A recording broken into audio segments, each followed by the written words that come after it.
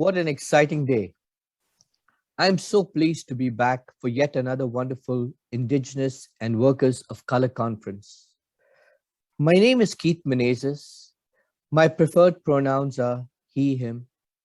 I am a co-chair of the Equity Committee of the Labour Council, which is the group that proudly brings you this event each year. I am also an active member of the United Steelworkers Local 9197, and I am one of your hosts for today. Thank you, Brother Keith. My name is Monica McKenzie. I am the other host for today. I'm a proud member of Unite Here Local 75, and this is my first year serving at the Equity Committee. Today gonna be a beautiful day. It's been awesome outside. But before we begin, I will also ask our fellow Equity Committee member, Sade Anderson, to give the land acknowledgement. Thank you, Monica. Okay. Hello, guys.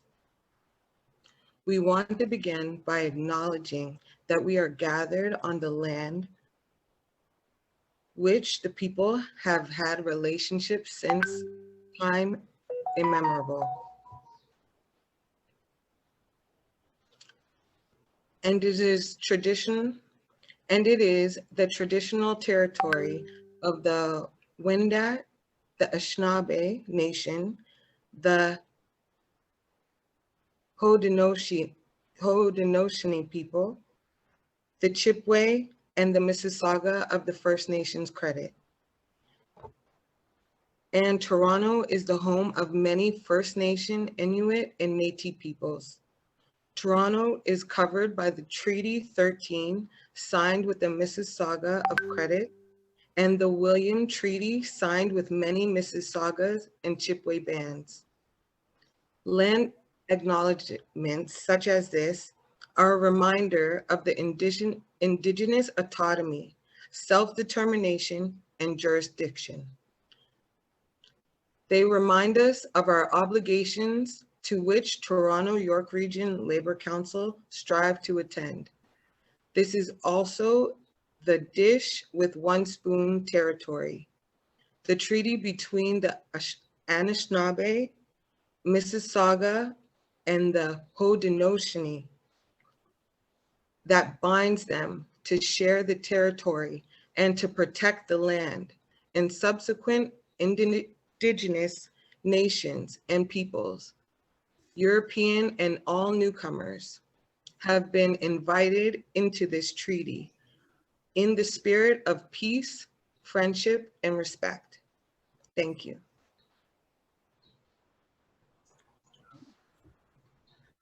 Thank you, Sister Sade. I will now turn this over to my Equity Committee member, Joy Davis, to read the statement of African descent, followed by the Labour Council harassment policy. Thank you, Monica. Good morning, everyone. I will read the statement of African descent, and then I'm going to turn it over to Sade to do the statement of harassment. So here we go. The United Nations proclaimed 2015 to 2024 an international decade for people of African descent, recognizing that people of African descent represent a distinct group whose human rights must be promoted and protected everywhere. It is estimated that roughly 200 million people identify themselves as being African descent, live in the Americas, while many millions more live in other parts of the world outside of the African continent. You can learn more about the Statement of African Descent by visiting the conference resource webpage included in the email that was sent to you in the Zoom link and program. You will also find the harassment policy for this event and all the labor councils. Over to you, Sade. Thank you, Joy. Okay. So it is important that we all share together now and commit to each other that we will follow this policy. It is the policy of the Toronto-York Region Labor Council to declare our absolute opposition to any discrimination or harassment. To ignore discrimination and harassment is to condone the acts of the harasser and further penalize.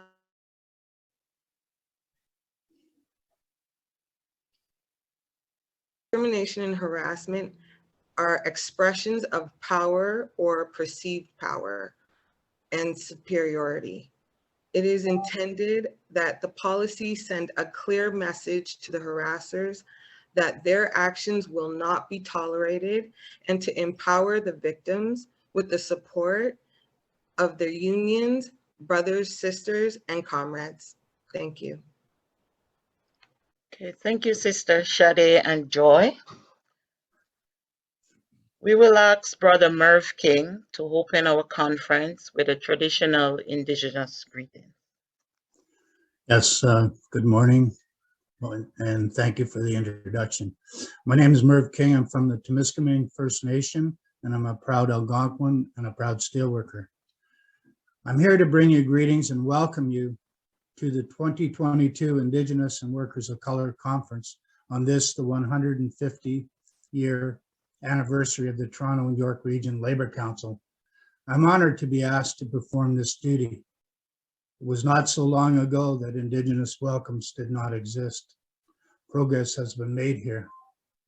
We are closer to honoring the nation-to-nation relationship the Treaty of Niagara 1764 Wampum Belt depicts.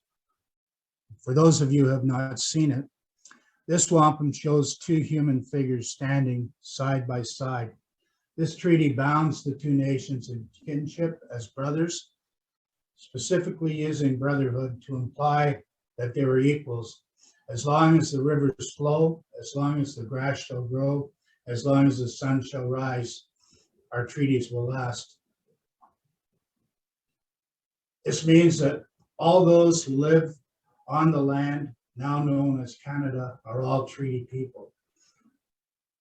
When I was thinking about what to say today, I reflected on the hard-fought gains that Indigenous and workers of color have made in a short time with the help of many allies, like the Toronto and York Region Labor Council and the labor movement. We now sit at an intersection of social justice and the struggle for equal rights. Our fight unifies us, transcends our human-made boundaries, and reminds us how interconnected we are as First Nations and people of color. We are united by the Creator in our human experience, in the air, the waters, and the lands we share. Storytelling is part of many of our Indigenous traditions, and you are all storytellers. Thank you for doing the work which allows us to be both teacher and student, moving closer to true reconciliation. Whether it's the Wet'suwet'en opposition to the Trans Mountain Pipeline, the Six Nation 1492 land defenders stopping encroachment on their lands, the fight for clean drinkable water and sanitation, the fight to stop clear cutting of old growth forest, Mi'kmaq fight to honor their treaty right to earn a modest livelihood without racist attacks, or demanding justice for murdered and missing Indigenous women and girls. First Nations are supporting one another coast to coast. A dream come true for one great chief, Tecumseh, who attempted to unite all the tribes and stop the advancement into Indian territories. Struggles of workers of color and Indigenous workers are very similar. We both want to be treated with respect, equality, and seek justice for past wrongs, and we also share a hope of a better future for our children. We must find the collective strength to fight for each other to gain that brighter future. First Nations are struggling to get over the destruction of their traditional way of life, moving forward to regain the sovereignty of their traditional lands. The legacy of colonization is that Indigenous people have been cheated out of their lands, their riches through colonization. This was evident when the British made the Toronto Purchase of 1787, when they took the land from the Mississauga of the credit for 10 shillings, much less than the Dutch paid for Manhattan. With the boundaries west to Highway 27, east to Asperger's Bay, and from the shores of Lake Ontario north to the Bloomington Road, just north of the Bloomington Road, almost to Newmarket, there were 250,800 acres of land. That was purchased for 2 cents an acre. That's just one example of how colonizers cheated our people. When you think about the tools of oppression, you need to know of the forced and coerced sterilization of young women and girls in Alberta from 1922 to 1972, and in British Columbia from 1933 to 1973, with the government view that it was for their own good, leaving them barren, never to have children again, never to enjoy a family. Then there was the 60s scoop when young First Nations girls had their babies taken away, never to be seen again. Approximately 20,000 Indigenous children were scooped and adopted to non-Indigenous people. After that came the 80s scoop and then the Millennium scoop. Imagine having your 4 or 5-year-old forcibly pulled from your arms, screaming, and taken away to a residential school hundreds of miles away. If that had happened to any of you, then you can understand the generational trauma that has happened in the First Nations communities.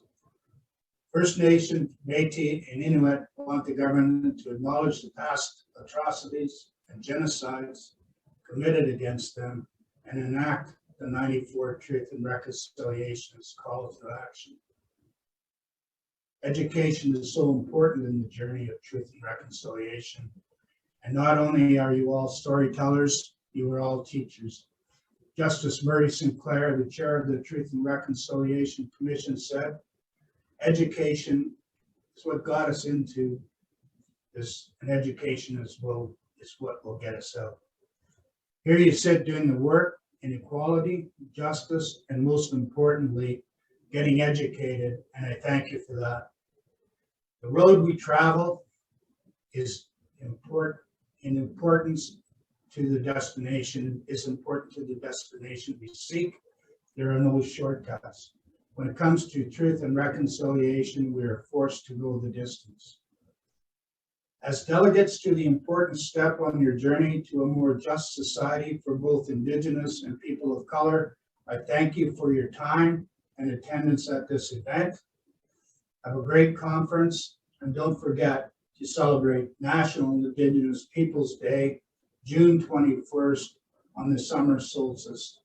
As I said, Miigwech, have a great day, and I'm sure that everyone will come away with something that they can use to teach and go forward. Thank you so much. Miigwech. Sisters, brothers, and comrades, we have a fantastic program lined up for you. Today, you'll hear from several passionate and inspiring speakers, enjoy a cultural performance, and take part in one of 5 dynamic workshops. This year's conference theme is the Racialized Majority, Know Our Worth, Normalize Our Power, and Take What's Ours. The committee worked hard to assemble a program in which we can move beyond discussion and into action by building our power as Indigenous, Black, and workers of color. Looking at the amazing contributions in our lineup, I just know we'll all leave here today feeling empowered and ready to take on the world. I want to highlight that the formal statements read by my colleagues earlier are part of your conference kit, which can be found at laborcouncil.ca/IWOC resources. You'll see the link posted in the chat as well. Before we move into the agenda, I want to take the opportunity to acknowledge all our committee members who have worked diligently in putting this conference together. You have already heard from Monica, Sade, Joy, and myself. But I would also like to acknowledge the hard work and dedication of my co-chair, Kamlin Vinaya Murthy, who was unable to join us today. And a big thank you to the Labour Council staff who have worked tirelessly to make today possible. Turn it over to Monica now. Thank you, Brother Keith. Again, thanks, Merv.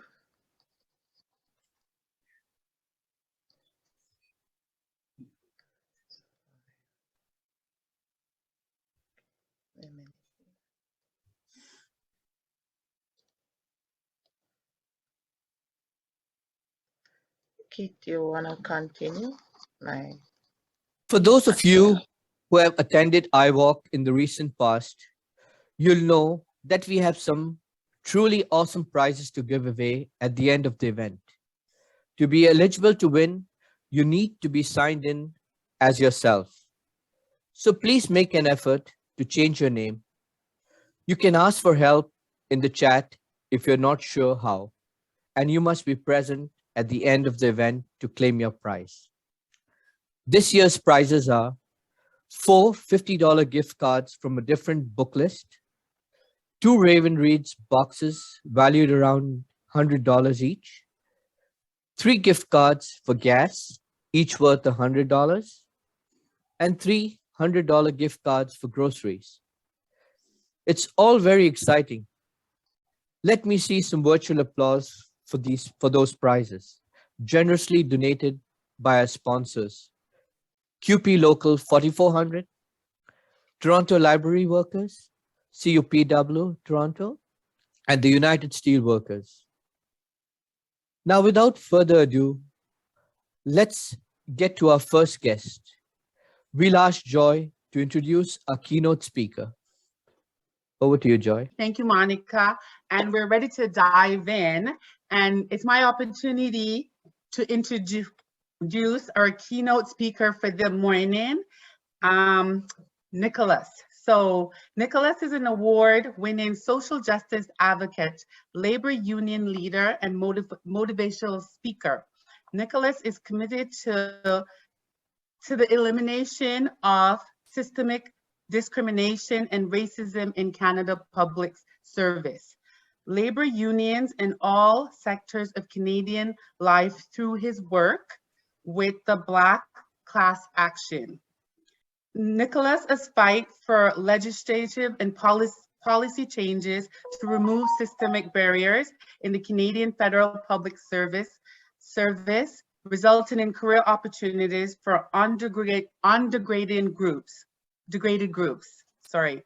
As president of the Union of Taxation Employees, Toronto North. Nicholas represents employees at the Canada Revenue Agency. He has also served on the executive of PSAC, which is Public Service Alliance of Canada, on the Greater Toronto Area Council, and on the Toronto Racially Visible Committee. Nicholas is fighting for a new Canada where systemic racism ceases to be a barrier that limits the potential and excellence of Canada's Black, Indigenous, and racialized people. Welcome, Nicholas. Get a nice introduction. Nicholas Thompson. Nicholas Thompson. Nicholas Thompson. Nicholas Marcus Thompson. Nicholas Marcus Thompson is a social justice advocate and labor leader known for advocating the elimination of racial discrimination in Canada's public service and labor union. The damages that Black workers have faced and continue to face, it's real and it's ongoing. And Black workers need help right now. So there needs to be a unique approach to addressing the traumas that the workers have faced as a result of systemic discrimination. We need to create systems to prevent those damages from continuing. We need to address that by ensuring that our public service is reflective of the Canadians that we serve.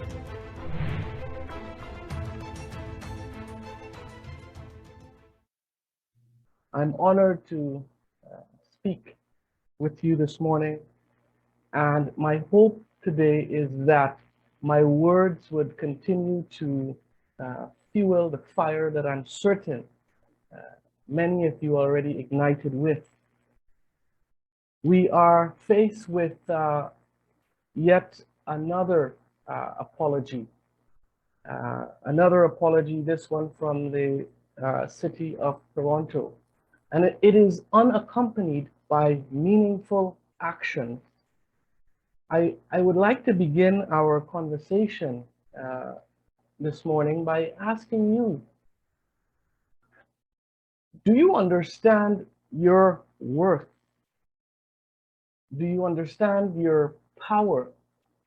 And what are you willing to sacrifice to reclaim it? The theme for today's event is such a powerful and it's the theme that I believe that is so necessary right now. And it is as simple as this: know your worth, normalize our power, and take what's ours. And I just want to take a moment to reflect on that. And I think at times we get complacent in terms of knowing our worth. We just get caught up in the moment. I'm going to be sharing some videos and as we go along throughout today's presentation to make it a little bit less zoomy, if I can say. So this week, the Toronto Police presented race-based data that which exposed what the majority already knew, that their officers discriminate against Black, Indigenous, and people of color every day. Their apology included a blanket dismissal of specific individual behavior and instead blamed it on a system of oppression.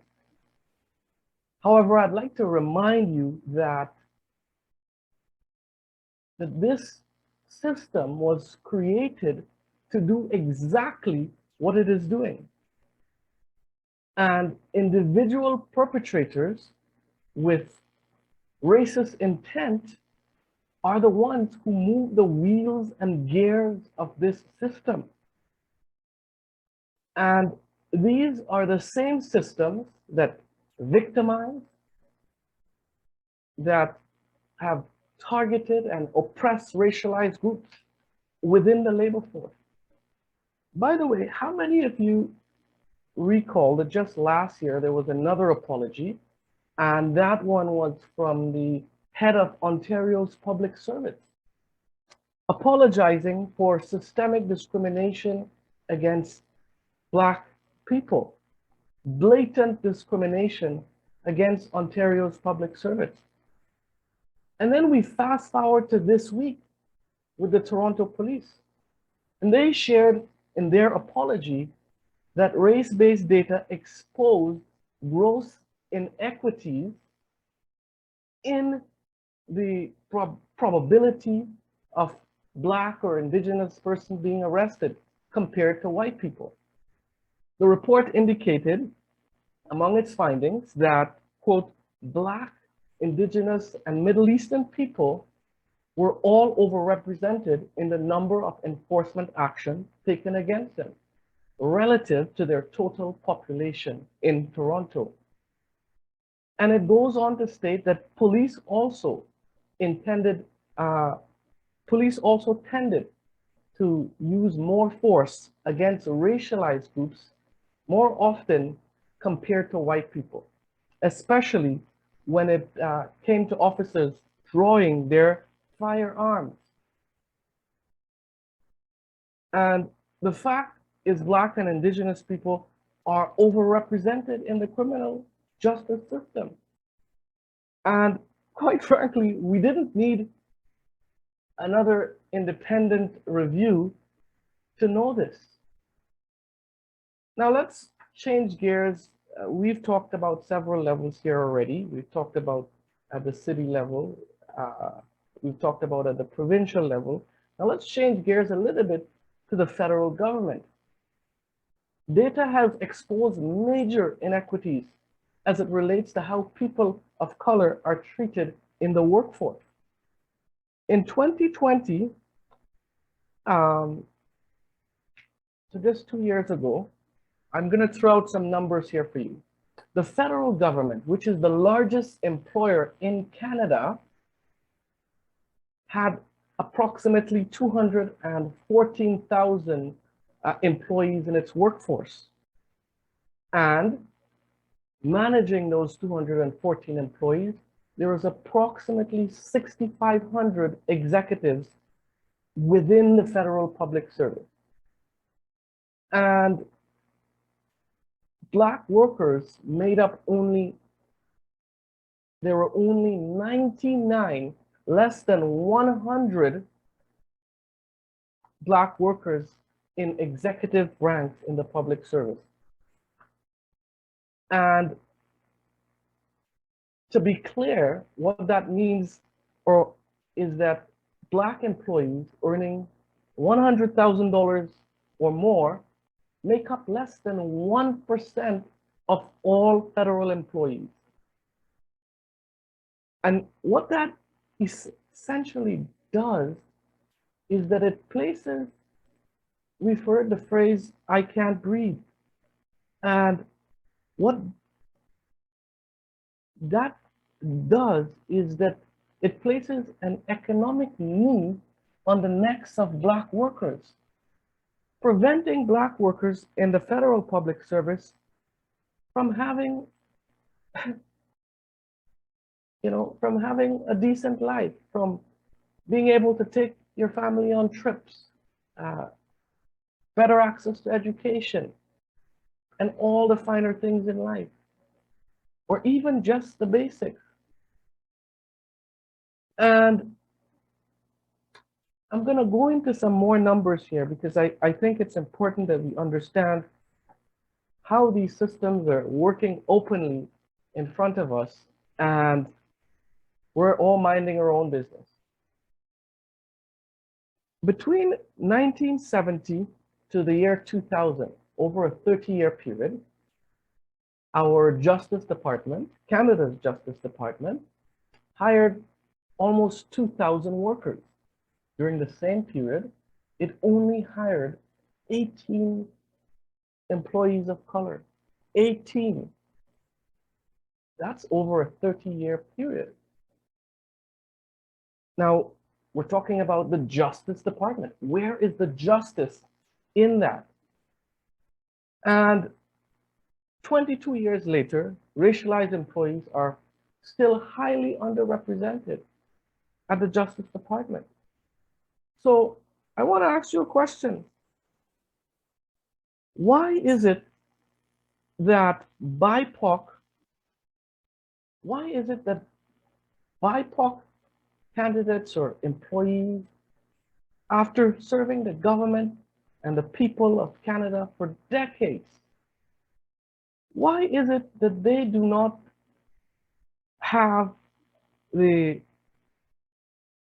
privilege to, or the ability to progress in their careers? Is it that we are not qualified? Or is this simply a case of the cost of white privilege? I want you to think on that carefully. And I'm going to throw up some image on the screen in just a minute, and I want you to reflect on that, the image, and ask yourself a simple question. Black, Indigenous, and racialized people are underrepresented in the leadership of Canada's public service, and overrepresented in frontline positions. That's a fact. If we can just put up the picture of what the leadership of Canada's public service looks like. I want you to take a good look.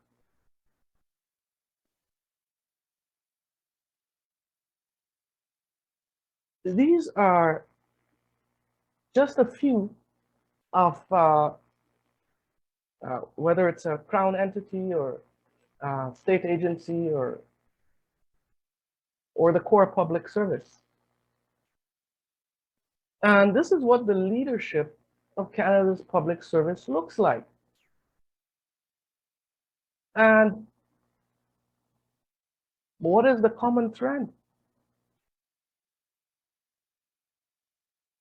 Where is the representation in these pictures?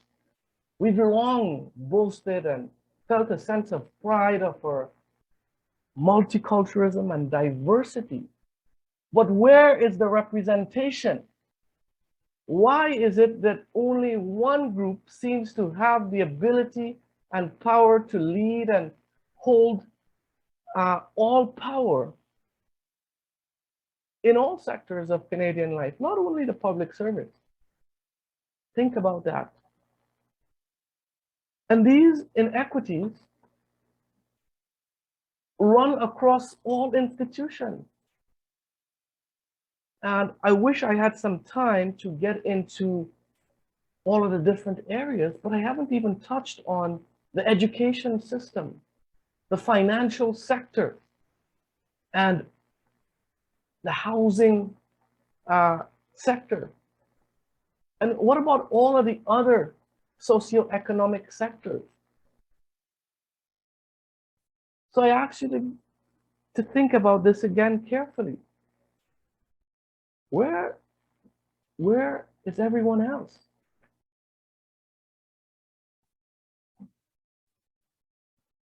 So in 2020, we had another apology, and this time it was made by the Prime Minister of Canada. And the Prime Minister was apologizing for anti-Black racism and racism in general and discrimination in the federal public service. And the Prime Minister says that anti-Black racism is real. And he acknowledged that it existed in all institutions of the public service. And he went on to say that it is that the damages that it causes is real. The pain and the hurt and the suffering is real. A clear and unequivocal acknowledgement by the government of Canada that its institution is causing significant harm and damage to Black, racialized, and Indigenous people. So this is a significant acknowledgement, and perhaps the first of its kind from the head of a government. But I want to ask a question, and before I do, we had this apology in the public service, and the fact remains today, that's 2 years ago, that many workers continue to experience systemic discrimination across the public service. That has led to significant racial trauma or race-based trauma. And I've encountered so many workers who've told me how the issue of being continuously excluded from promotional opportunities, serving the government and people of Canada for decades in the same position. How do you work for 30 years, 37, 42 years? I spoke to a lady recently, and have not received one promotion. And let me just tell you about the impacts of that. It means that your salary is at that same level and you may get little increases to that. It means throughout your career, you would have been denied promotional opportunities. It means when you retire, your pension is based on your best 5 years. So we have many people who have retired and are on the poverty line after serving the government and people of Canada for decades diligently. And I ask you why? Why is it that Blacks and other underrepresented groups are being allowed to join the public service somewhat, but are denied from going anywhere upwards? The powers that be are hesitant to implement groundbreaking changes. They don't want to spread the wealth and give everyone an opportunity. And their actions simply do not match their apologies. And this, to me, it exposes the oppressors as only willing to apologize as far as it doesn't make them uncomfortable, but never enough to make their victims whole. So let's talk about this a little bit. I want to ask you a question, Sister Joy, and you don't have to answer. But who is upholding the tenets of these systems? Who is carrying out the functions of these systems? Because we keep isolating the system of oppression from the individuals operating it. So that is to say, we keep blaming systemic discrimination for the problem and systemic issues, but it is people that is operating these systems. And we should be mindful that the system and the people operating it are not separate entities. An oppressive system cannot function without an oppressive mindset. The issue of systemic racism relies on those who are implementing and executing its policy. So it's time to stop blaming systems and hold people accountable. So when we go back to the policing issue, the acting chief says that it's not individuals, that it's the system. So who is stopping Black people and Indigenous and racialized people? Is it the system? Who's stopping? Who's stopping us disproportionately? Who's arresting us? Who's adding up on the charges to make sure that one sticks? Who is doing it? So to address these systemic issues, which clearly are not working for all people, we need to dismantle them. And when I say dismantle them, we don't need to fix the system. The system is working the way it was designed to work. I was giving somebody this analogy the other day. And when we look at any product that's made on the market, it's made to do something specific. So if I purchase a washing machine, I know that that machine is designed to wash and dry my clothes. So I can't expect that machine to carry out any other function. I can't expect that machine to cold my drinks or to be able to watch TV. I can't fix that machine to do anything else. Therefore, the present system was specifically designed to oppress some while upholding one group. And that is a common tenet of white supremacy. And in Canada, it is disguised with a smile and a thank you and a please and a sorry.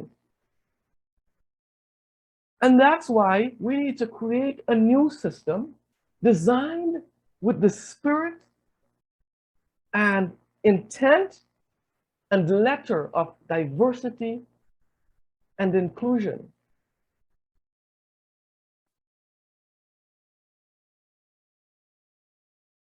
That would ensure the success for all.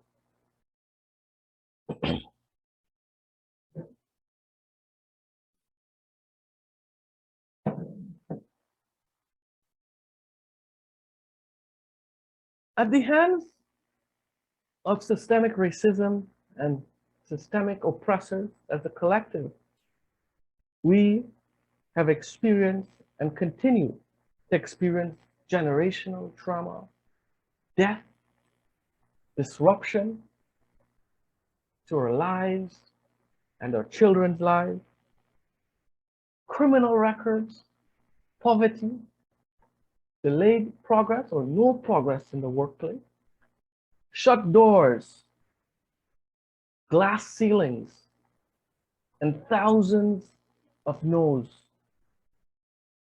And over time, constant resistance with no change in the discomfort of the situation, which can result in a psychological phenomenon called learned helplessness. I want you to hear this carefully, because we may not realize why we're behaving a certain way. Learned helplessness. We begin to feel like our efforts are in vain, that our struggle is futile. And instead of continuing on, we resign ourselves to complacency, into normalizing the discomfort and unfairness, and begin to focus on simply surviving. So I ask you today to take charge yourselves with the task of knowing your worth and normalizing your power. Know the worth of your collective voices. Know the worth of your economics. Know the worth of your work and your contribution. Know the worth of your actions.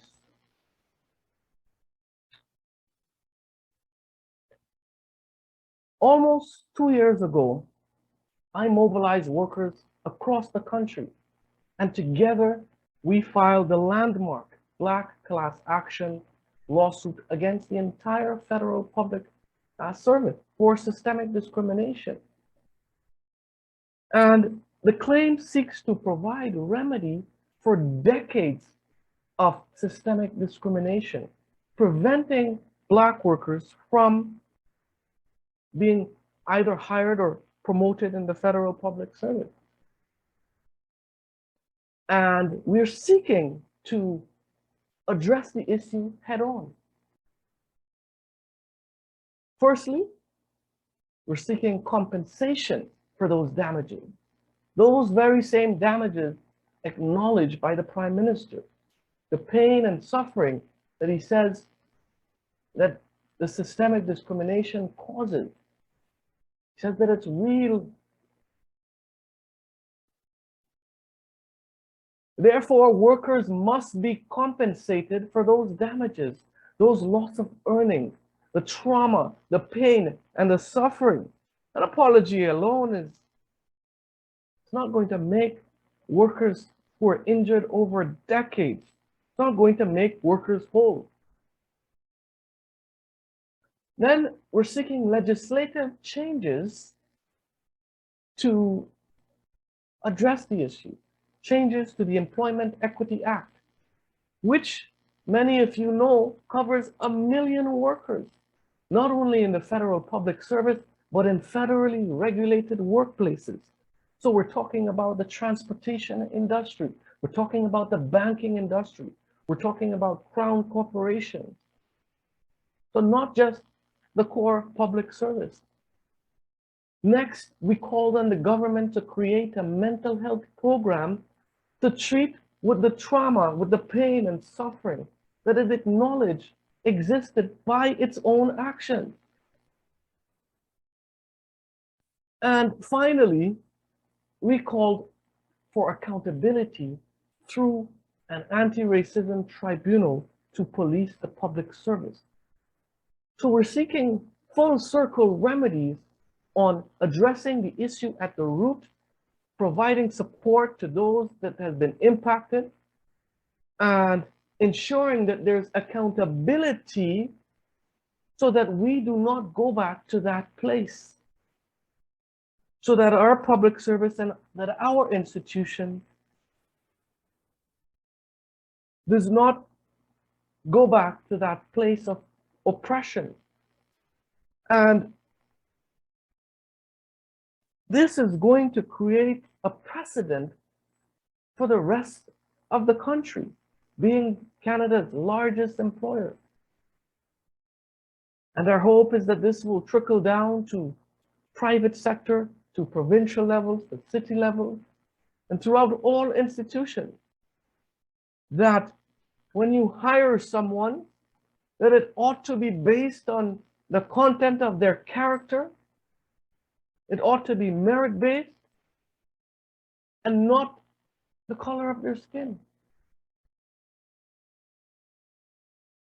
If we can just play slide 2.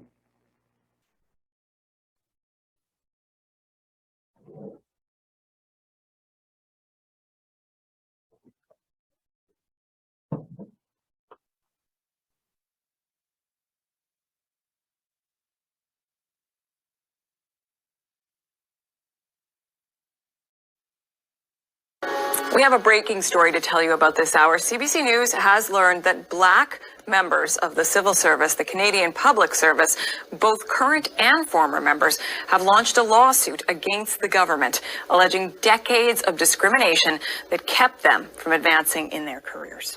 The suit aims to represent tens of thousands of employees alleging decades of anti-Black discrimination.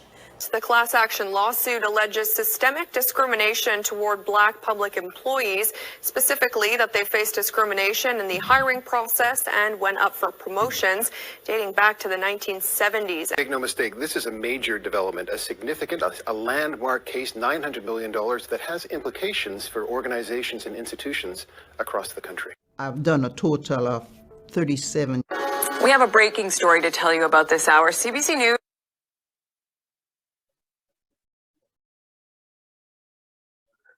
And since filing this lawsuit, we have, there's been an Indigenous lawsuit.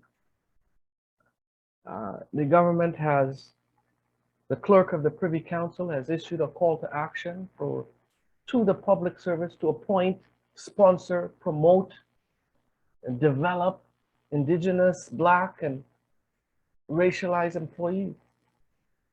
So we've made some progress. The government has also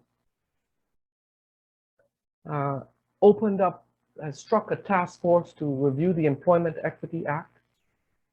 And this task force is going to provide recommendations on how to improve the act. Now, to put this into perspective, this piece of legislation had not been changed in the past 20 years. And many have been advocating for the government to review the act and to change things like the term visible minority, which the United Nations has said is discriminatory, and the inclusion of LGBTQ in the legislation. So the fight that we're fighting is not only benefiting Black workers, but all underrepresented groups. And we're hopeful that these amendments, which should be ready by the end of the year, would now usher in a new wave of diversity in our public service, and those images that you saw would start changing to reflect all of us. We're also on a pathway to having a mental health program, as the last budget allocated funds to create this program. Despite the funds being insufficient, we'll take a win and continue to push for more resources. So just like one match can ignite an entire system on fire, and one pebble can start an avalanche of chaos or change, you too can take action. The Black Class Action has ignited a movement for meaningful change across the public service, benefiting all underrepresented groups. But remember, all of this change started with one match, one person. And as I champion this cause and advocate for better representation and advocate for oppressed people, I invite you to join me in reclaiming what is ours. You must be brave enough to do something different if you want different results. You must be that one match in your workplace, in your circles, in your community. But do not be afraid to tell your story. Do not be afraid to advocate. Do not be afraid to stand up and speak out. Do not be afraid to let your voices be heard. And keep refusing empty apologies. So I implore you, do not be stifled into inaction. This fight requires a collective of many voices, big and small. It requires passion, purpose, focus, volume, and momentum. It requires bravery and boldness. So as the saying goes, if not now, when? And if not you, then who? And if not us, then who? So my message to you is, as daunting as the challenge ahead may seem, do not let the fear of failure, the fear of further oppression, the fear of yet another no, and your voice being silenced, prevent you from knowing your worth and standing in your power. Someone has to change the story. Someone has to start the race. Someone has to continue the race, so we can all be victorious. So why can't it be us together? I'll leave you with these words of this powerful music video that we did, a tribute to workers in a powerful way. Thank you very much. If we can cue the last slide.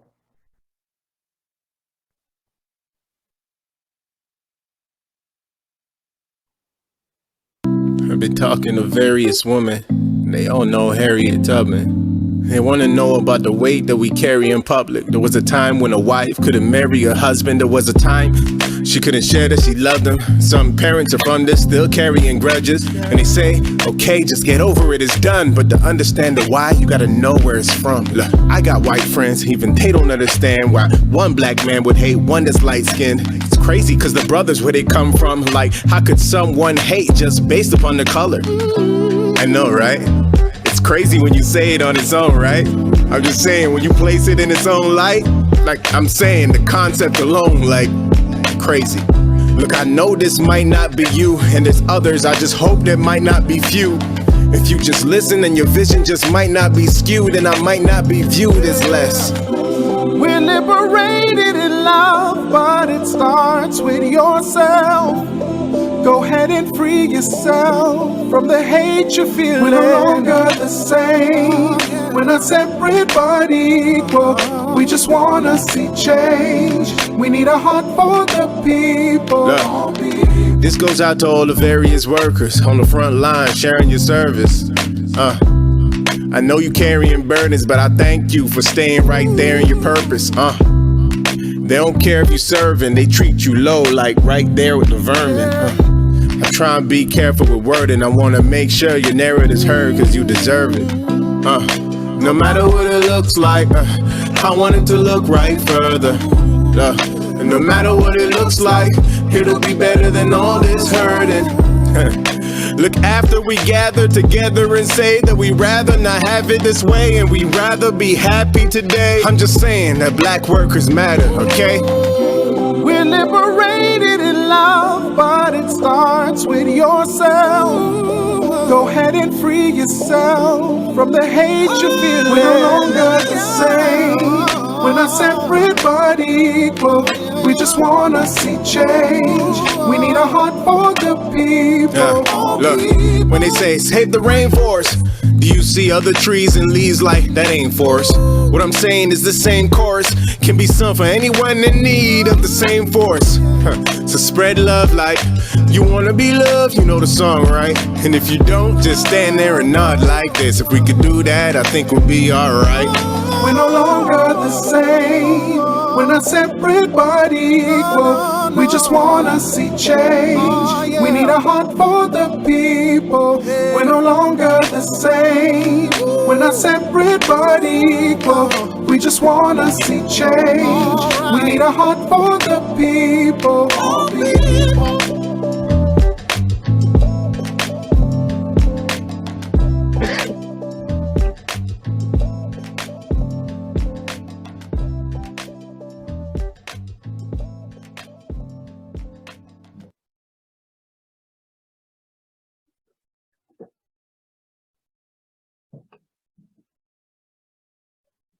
Thank you very much. I'll pass it back to our host.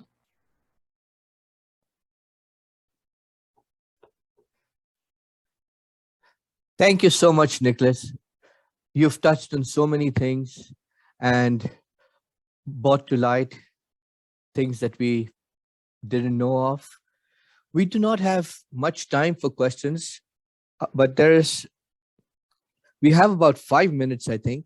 And I'd just like to ask you, how can the people here today hold leadership to account? And are there specific actions we can take?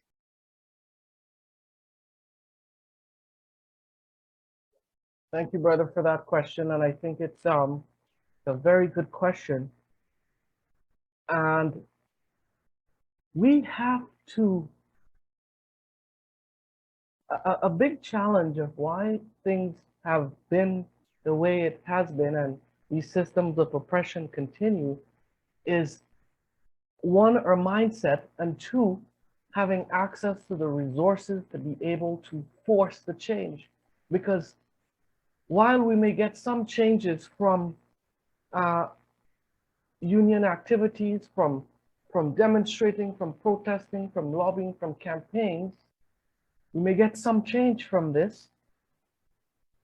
We have to utilize the justice system more, the same systems, and the expectation is that we do not have access to the justice system.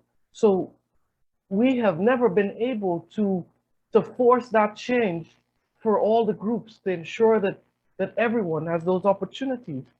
And my advice to you, and this is where solidarity comes in. There's some groups that have economic power, and you would dare not marginalize those groups. You would dare not try to oppress them because they have the resources in the media, in the justice to fight in the justice system. And that's something that we've never had. And the oppression has impacted us so much that you just want to keep your head down.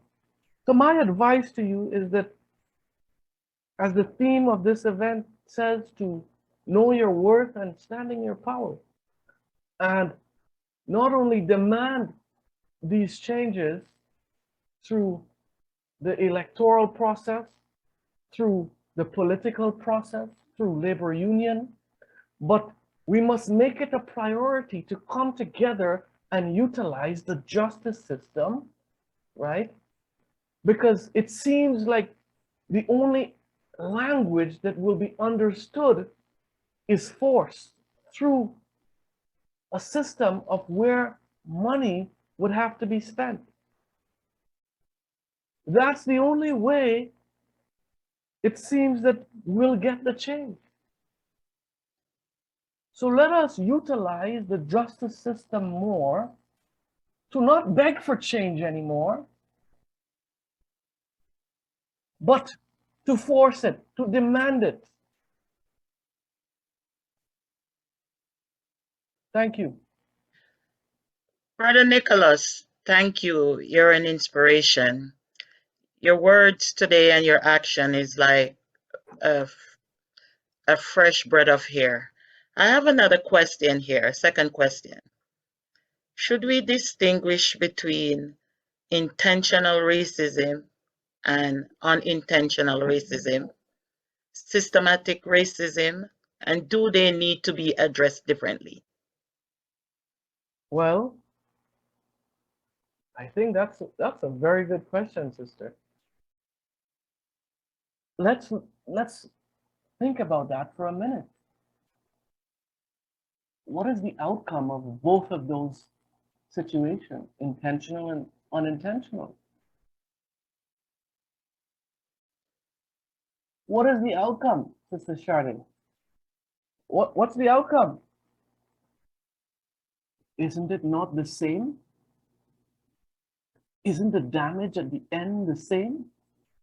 Isn't the pain and suffering that it causes, isn't it the same? So conscious and then unconscious bias, perceived or actual, the end result is the same pain and suffering and trauma. So we need to address both conscious and unconscious, real and perceived. We need to address it head on, aggressively.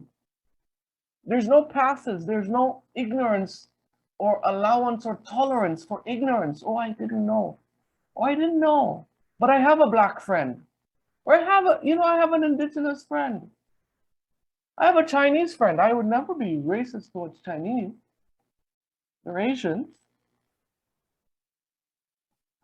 So we must address the issue or confront both of those, intentional and unintentional, in the same direct manner. No passes. Thank you. Again, thank you, Brother Nicholas. We're going to take a short 5 minutes musical break now. Feel free to use this for a bio break or connect with each other in the chat. We'll be back. We will be right back. We're going to continue in about 30 seconds. So please rejoin us. Next up is our panel. We've convened 3 dynamic speakers who are bringing different personal and workplace experience and stories building strength in the face of adversity. Please join us in welcoming Brandon Haynes, Anika Rashid, and Megan Carter. Brandon Haynes was elected as the first Black and youngest president of the Toronto Public Library Workers Union, QP, Local 4948 in 2019, just a few months before the start of the COVID-19 pandemic.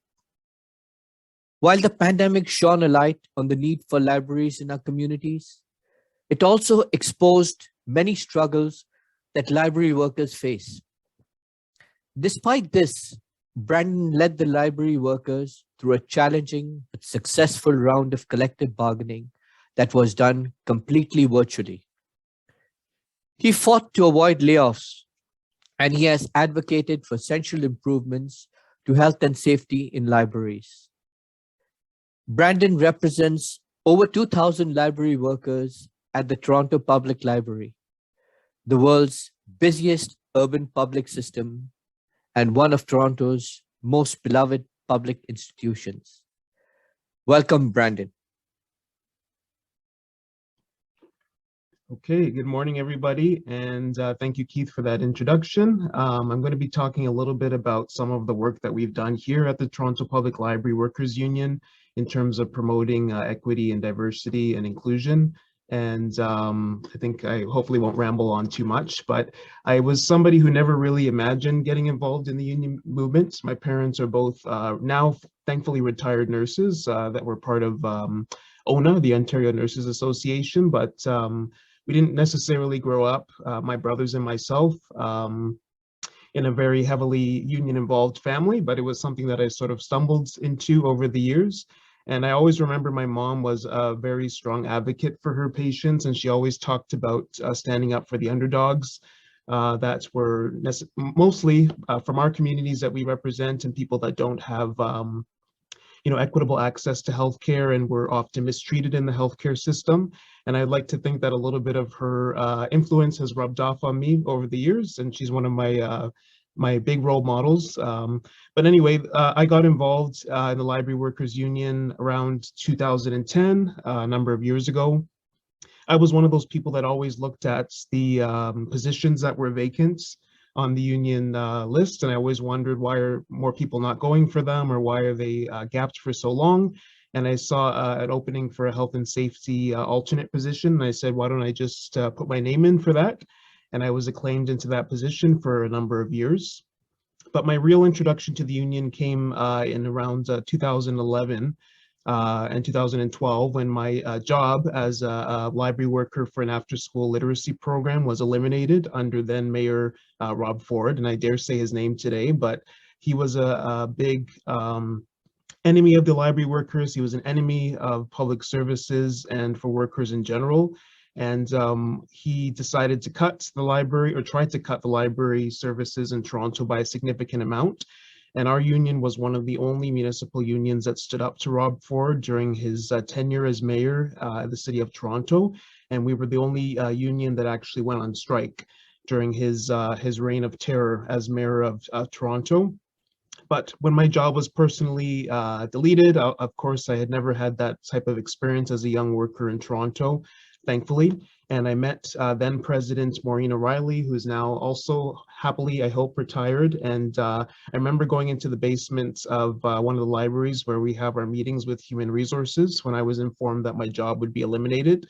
And I saw Maureen standing at the end of the hall, getting ready to represent me at the redeployment meeting. And I think I said something strange to her, like, oh, I saw you on TV, attacking Rob Ford and standing up for the libraries. And she sort of, thought that was amusing, but that was my real introduction to the union movement. And since then, I made a vow to myself that I would try to represent the workers and fight back as a way to basically make up for the fact that I didn't lose my job. I was transferred into a different job, and it was all thanks to my union and thanks to the people of Toronto that support the library workers.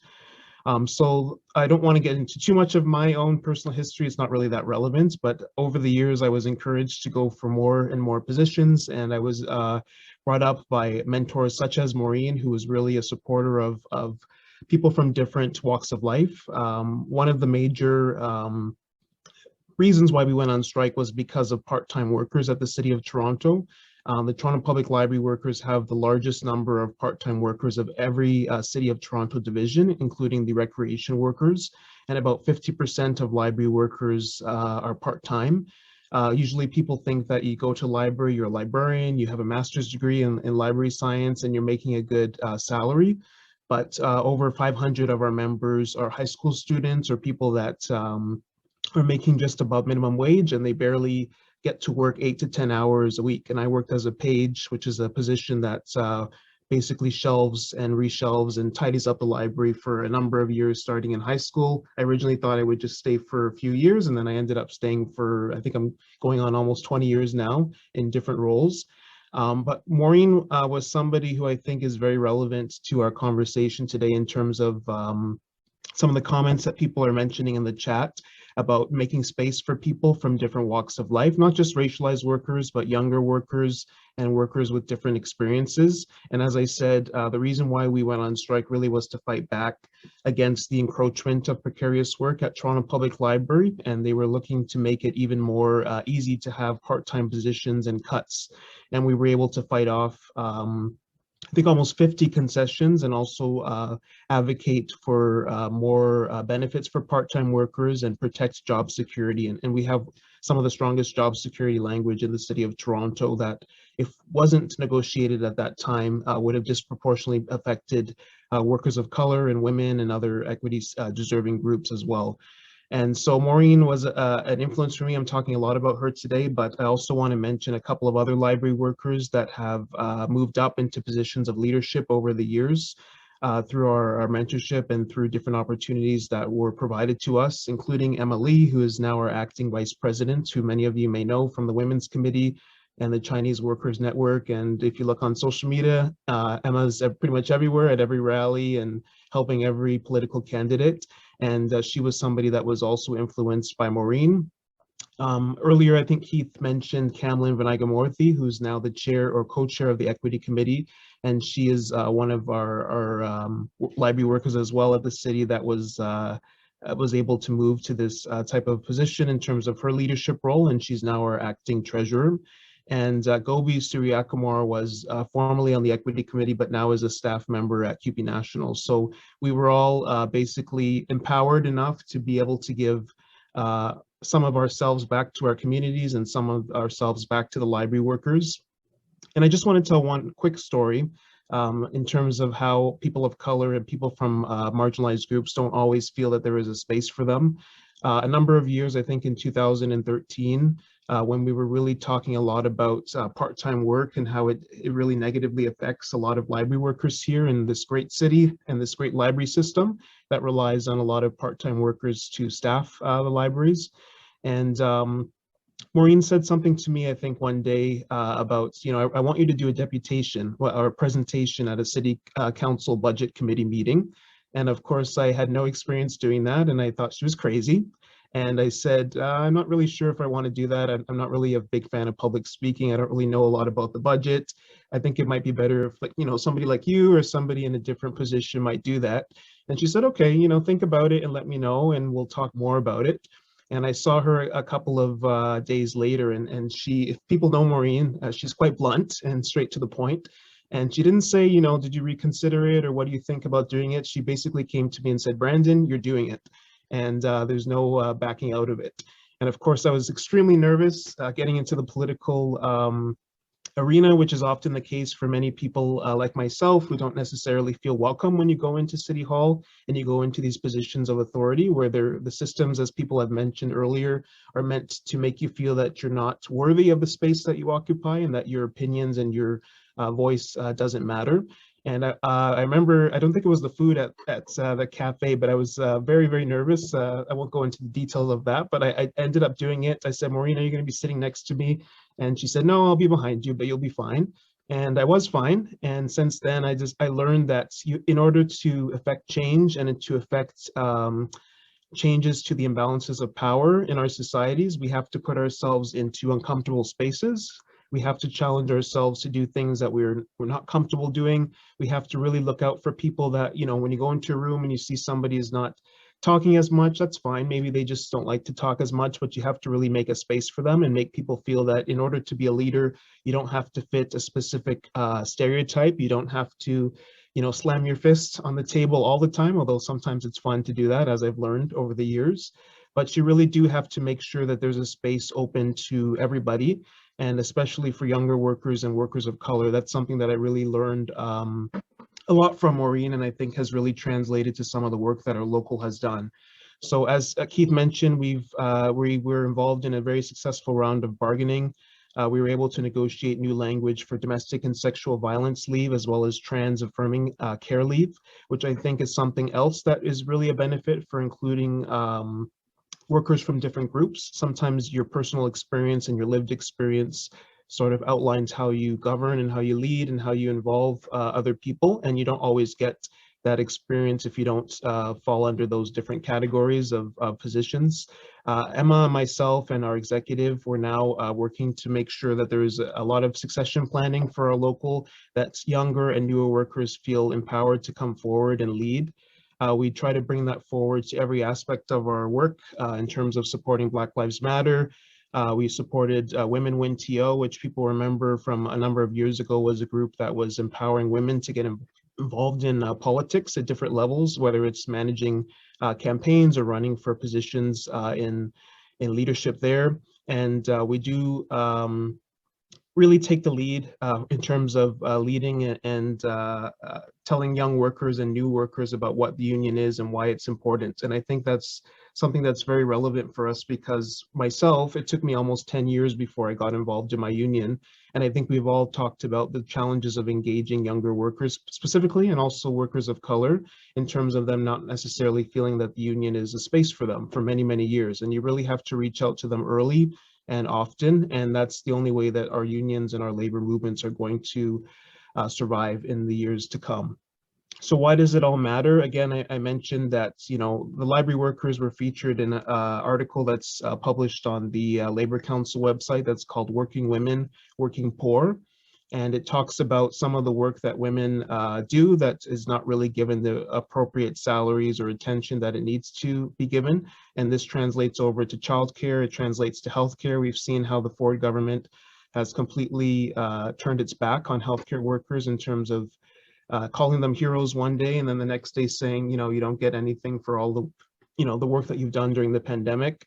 And again, as I said, you would think that the world's busiest library system that welcomes over 18 million visitors per year and is the busiest urban library system in all of North America and in the world would employ people that have a decent wage and a living wage and opportunities, as Nicholas mentioned, to move up and advance to different aspects of their career. But we have over 500 pages that they rely on that just barely make above minimum wage and don't have an opportunity to provide for themselves and their family. And I think that the City of Toronto needs to be a leader, and they need to put their money where their mouth is, especially John Tory, and we'll talk about the upcoming elections going forward. But when you make a space for people, again, just to emphasize the point that I want to highlight, it does address the underlying challenges and opportunities that unions can work to improve, and it also strengthens our union and makes us more equitable and more inclusive of the workers. And if the workers don't see themselves represented in positions of leadership, we're not going to get anywhere as a movement, and we're not going to be able to really accomplish all of our goals. So I will wrap up on that note, but the last thing I will say is that equity committees are very important. Equity positions are very important. A lot of us have that space in our own unions. And I also think that, and I look at people like Yolanda McLean, who's now elected as QP Ontario treasurer for the province.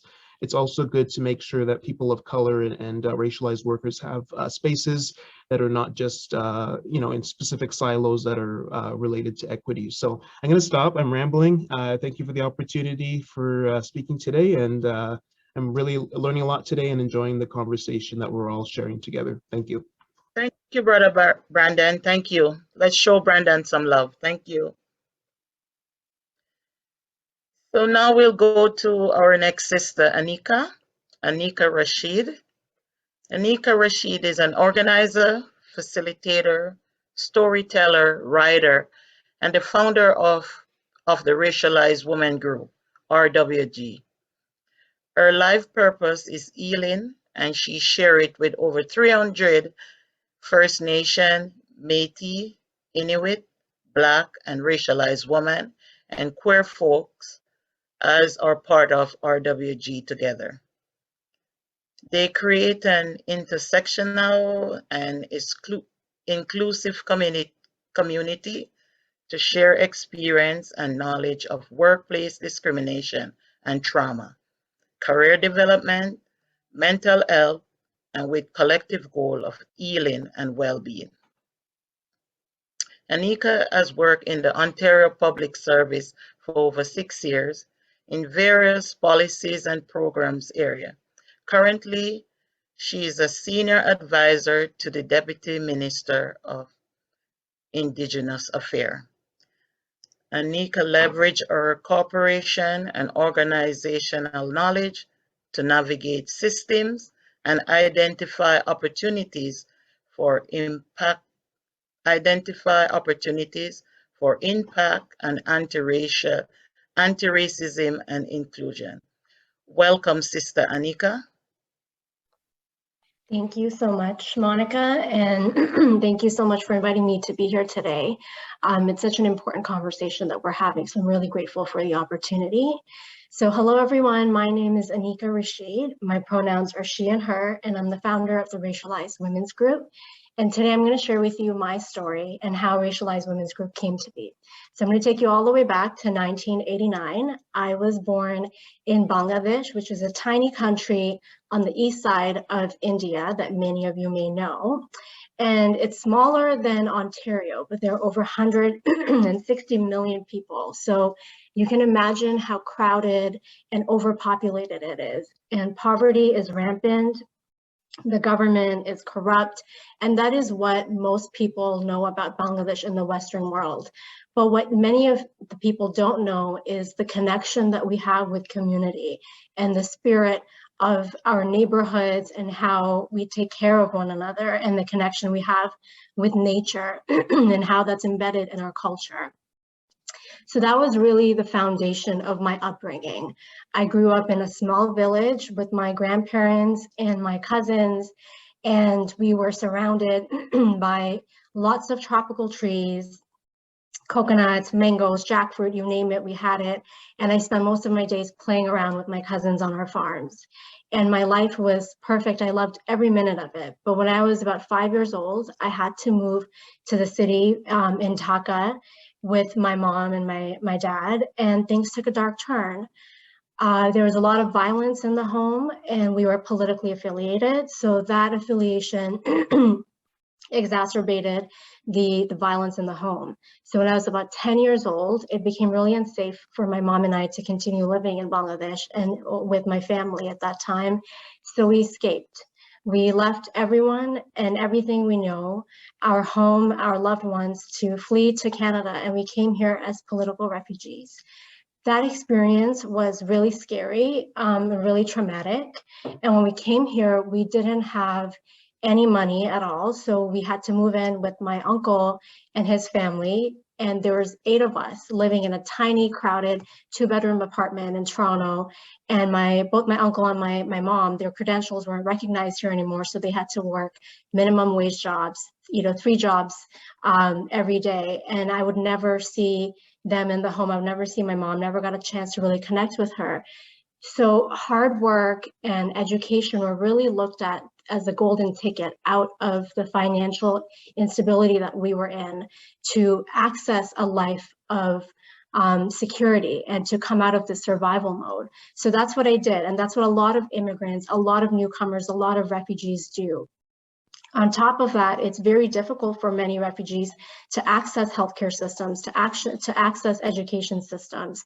So at a very young age, I was aware about oppression, about what systemic racism looks like. I experienced it in the classrooms I was in, being othered because of my skin tone, because of the texture of my hair, because of the hair on my body. I was always told that I looked different, that I looked ugly, that my skin was dirty. And I heard these comments not just from my classmates, but from also their parents. So I knew what racism looked like, but what I wasn't ready for was when I entered the workforce. After I worked really hard, I was also working just like my parents, my mom did, working 3 jobs to pay my way through school so I could finally get a job in government so I could help communities like mine.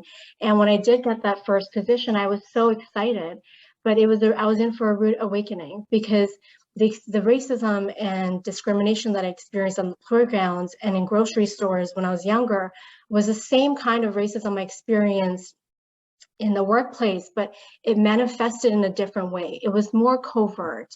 It manifested in me being told that I wasn't good enough for leadership positions because I was young and I should just be happy with what I had. Meanwhile, people of my age who are non-racialized were exceeding in their careers and given promotions and with a tap on their shoulders without doing half the work that I know that I was doing, because I was always asked to take on extra work because of my ability to take on extra files and deliver so quickly.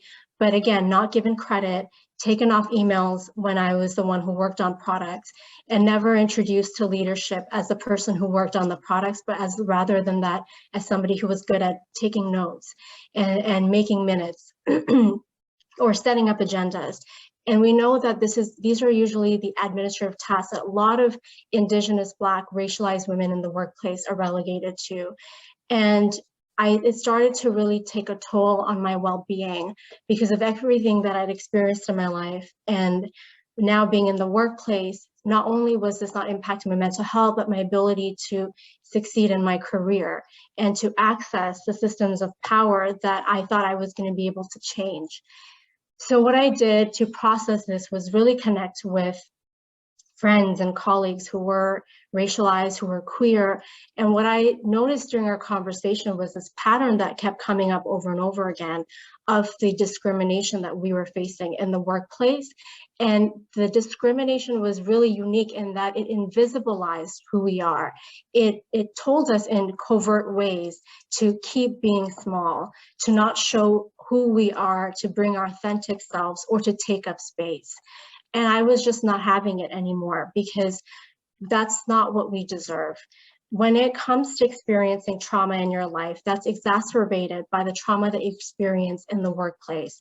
And for Indigenous, Black, and racialized women, we know very well what that is. I'm not saying that's everyone's experience, but that was mine and many others that I connected to. So RWG really came as an act of self-love and an act of defiance, because I said, you're going to hear me, you're going to see me, and I'm going to take up space. And in doing that, I was going to make space for others who are Indigenous, Black, racialized, queer, trans, to come into this space and talk about themselves and their experiences of workplace discrimination and trauma in ways that were real for them. And in doing that, they were able to bring their authentic selves. And we invited leaders to the table and we shared our experiences, and we demanded that there be change.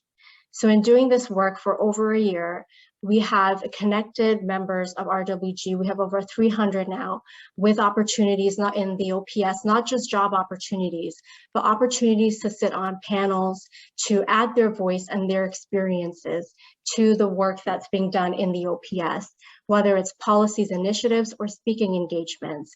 We connect folks from the group to these opportunities so that more areas and more policies are better informed and inclusive of Indigenous, Black, racialized, and queer voices and experiences, so that we can work together and invite leaders to take action alongside with us to dismantle white supremacy, dismantle patriarchy, and dismantle heteronormativity and ableism in the workplace, because these systems are what our institutions and our lives are built on.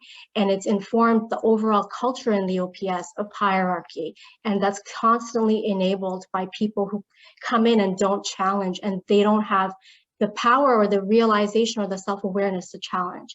And that's really what we raise awareness on. And we've done that in the first way that I said with advocacy and collaboration, but we also do that with the research. So we have a research report. We launched a survey last year with the responses from over 254 OPSers. And the research findings are really interesting. We've been sharing them with leaders across the OPS. So if you'd like to have a presentation on that, then please reach out to me. I'll leave my contact information on the RWG website in the chat. And we also have an allyship workshop that we developed. And this workshop is really unique because we have a 3-step process. In the first part, you learn about the systems of power and what the wheel of power and privilege looks like, and what allyship is, what privilege is. But the second part of it is really important because we start to explore the relationship we have with ourselves, the power that we have within ourselves, and how we're using or not using that power to to open up these barriers structurally and invite folks who have been systemically marginalized in this work, so they have conversations and they can enact change in their workplaces. And that's how we've been operating. We are grassroots and we're organic. So if you would like to support, I will let you know how to do that in the comments section. But I just thank you so much for your time, and I hope that I will get to speak with some of you very soon. Thank you. Thank you so much, Anika, for your story. Another round of applause for Anika. Up next is Megan. Megan Carter is an OPSU local president and various vice chairs of college divisions, the regional rep for the Provincial Women's Committee OPSU, regional representative for the Coalition of Racialized Workers OPSU, and a certified trainer for Workers' Health and Safety Center. Megan has a passion for working with the union and her colleagues on creating awareness of all racialized issues in the local community. She is creating a space and a safe future for all workers by facilitating sessions and learning with the help of the union, experts, and social activists. Megan is a children's book author and advocate for children with disabilities, spreading awareness and mentoring others who experience birth trauma. She's a seasoned facilitator for speaking, facilitating conversation on how to engage racialized workers in the workplace. Welcome, Megan. Hi, good afternoon. Thank you for the introduction. I'm Megan Carter. Good morning. Sorry, I'm in Newfoundland. It's the afternoon.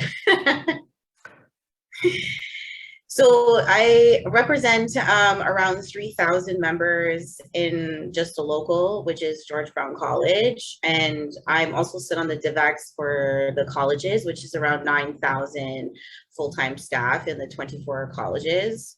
And I wanted to just start kind of like briefly with a video, which kind of can give everyone some thoughts and ideas of things to bring back to your own local, because that's literally what I do all the time, is trying to create that type of conversation and thoughts of how to bring stuff back into your own locals and your own workplaces. The video will show you, it's a brief commercial of what we did in our local since COVID. So we're in year 3 of doing monthly PD sessions, which help to identify the issues racialized people face. Our sessions have actually made some huge changes in the workplace. And the sessions include speaking on Islamophobia, Black Lives Matter, anti-Asian hate, LGBTQS+, decolonizing your language, ableism, systematic racism, and child welfare. And some of the changes that have come from these sessions include full-time jobs. So we've had jobs in diversity and equity offices. We had full-time support jobs come in Indigenous services.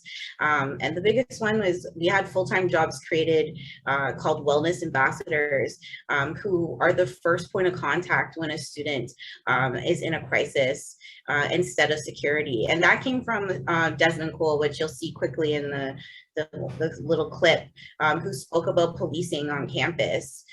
So these sessions were just a stepping stone in creating change for our racialized members and all of the allies in our workplace.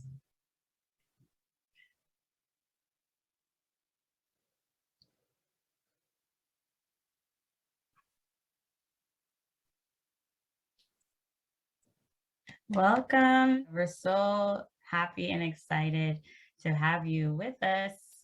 How are you doing today? And when I ask this question, everybody knows I need the real answer. So how are you doing for real, for real? One thing, you know, it is about creating community. So it is about creating, you have to do the labor first to create a space where people feel safe in order to be able to do that collective access work. Something that we are trying to keep each other accountable, and we're going to extend that to our communities, but let's not make it practical, but make it practice. I think even power of language too, like let's end it here, saying like, you know, I'm not going to say it anymore, let's just not. So resilience for me is really synonymous with survival. And there's obviously different levels to that. And ideally, that form of resilience is thriving and really excelling. If seeing images of Black people being harmed was what changed people, we would not live in the world that we live in. You've been watching us be harmed and been harming us while you watch for hundreds of years. I come in not as an expert, like all of you, also learning all about this very important issue that we all face, which is racism in its many forms, and how it impacts individuals and us and our communities and our families and future generations. We recognize those that have changed the course of history for Black people everywhere. They have paved the way for many of us that live what is now considered as normal lives.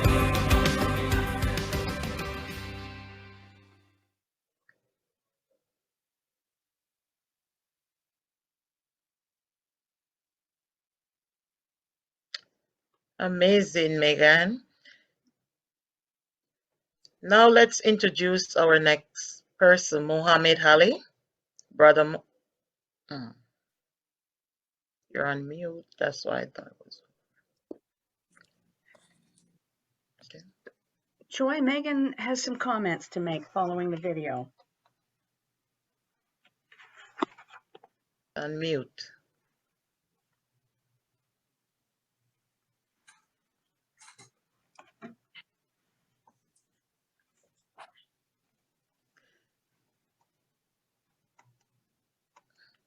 Sorry, I couldn't, it does not letting me unmute myself. So I'll talk really quickly. Just thinking about those PD sessions that we ran and thinking about the theme of this session, knowing our worth and remembering, you know, also like Brendan, thinking about, you know, I also don't come from a unionized background. I come from a private sector family and private sector workers.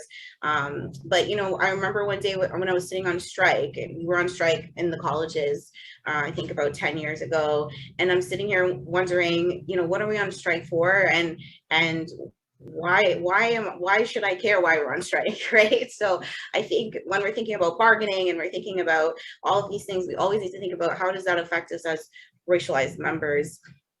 I remember running for positions in the early days of becoming a union activist, and people telling me I need to state my education in order for people to understand that I can do the job as a union activist. But, you know, I see other people running, you know, white folks running, and they're just like, hey, I think this will be fun, and they get those jobs, right? So listen, I hear the things that our racialized members say. They're running for those positions, or they want to know why they should be involved in the union, and these are the things I like to talk about, to tell them that I was there with them. You know, at the time when someone's telling me you need to state your education, I have a master's in education, and at the time, you know, 10 years ago in the college sector, support staff, you know, didn't have that level of education. Now obviously many people do, and it's very common, but it shouldn't be about that, right? We should have people, we have cleaners in our workplace that could run for these positions. It doesn't matter what your education is or what your experience is or what your background is. If you're passionate and you have that level of learning and knowledge, we should be able to bring up these people, bring up our racialized folks into these positions, into our unions, into our LACs. My LAC at George Brown is 70% racialized. And you saw in the video, they're running these sessions. I'm getting the people to talk. They're running the sessions for us because it's all about empowering the other people. So for me, I'm empowering my stewards to take on that work, take on the things that they're interested in. They're very interested in running these sessions, especially when it's a topic that they're interested in. You know, every time we do a session, we have different people talking, different stewards coming out. We have different members depending on the interest, and we never stop. Sometimes we have sessions, there's 20 people. At Desmond Cole, we had 400 people. You know, we just keep going until we literally have hit every single issue that affects all of our members, and we are definitely not anywhere there yet. I did a speech recently at the college division which spoke about the importance of racialized members to feel a part of the community, our union communities, our caucuses, our locals. If we do not see presidents, stewards, board members that look like us, then we don't feel like that's where we should be. So that's, you know, the importance of making sure we're engaging our racialized members into our stewardship, into our locals, into the boards, into our unions. OPSU recently did a social mapping exercise which identified some of the barriers to representation, and some of those barriers are very clear, right? You tell people they don't feel they're part of it because they don't see anyone that looks like them.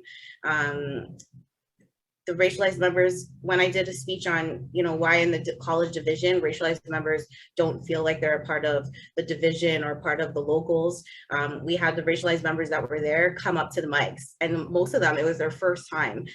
So, you know, in a room of a couple hundred people, we had only racialized members come to the mics for a change, right? Like, okay, everyone else sit down, we're gonna have the racialized members stand up. It was amazing. The racialized members come up and they say, this is my first time at the mic. This is my first time at a union meeting. And we brainstormed on ideas. And obviously, like in this chat, and a lot of people here have talked about, mentorship came up as one of the #1 things. How do I get to these meetings? When I put up my hand to run, I'm not getting in. Well, that's because first we need to come to you and explain how to run and how to get involved in your locals, right? We need to start all the way at the bottom, right? And, you know, the last speaker spoke about grassroots, and I love, you know, all about that stuff. I'm currently on the Coalition of Racialized Workers for OPSU, and this caucus just became a committee this year. So, you know, this is a problem in itself. You know, these are the issues. We're just becoming committees. We're just becoming caucuses. We're the first. You know, that needs to be normalized. We shouldn't have to be the first. We shouldn't have to, you know, run in 2022 to become a committee. As racialized members in meetings, we need to also engage with our allies. And we need to remember to say that it's not enough just to have representation in the room, but we need to be all in the room, right? I recently went to CBTU conference in LA, 800 workers of color in a conference, all union members fighting the fight, right? That's the type of thing we need to see more of. I hope you walk away from this session knowing that you can start with something small in your local or in your workplace to make a change. And I know sometimes I myself feel like, oh, it's not gonna make any change. When I started those sessions, I thought, nah, no big deal. We're just doing it because it's something that I'm passionate as a Black president. And then it evolved into something so much bigger with jobs and speeches at different conferences and giving that ideas for change in people's locals.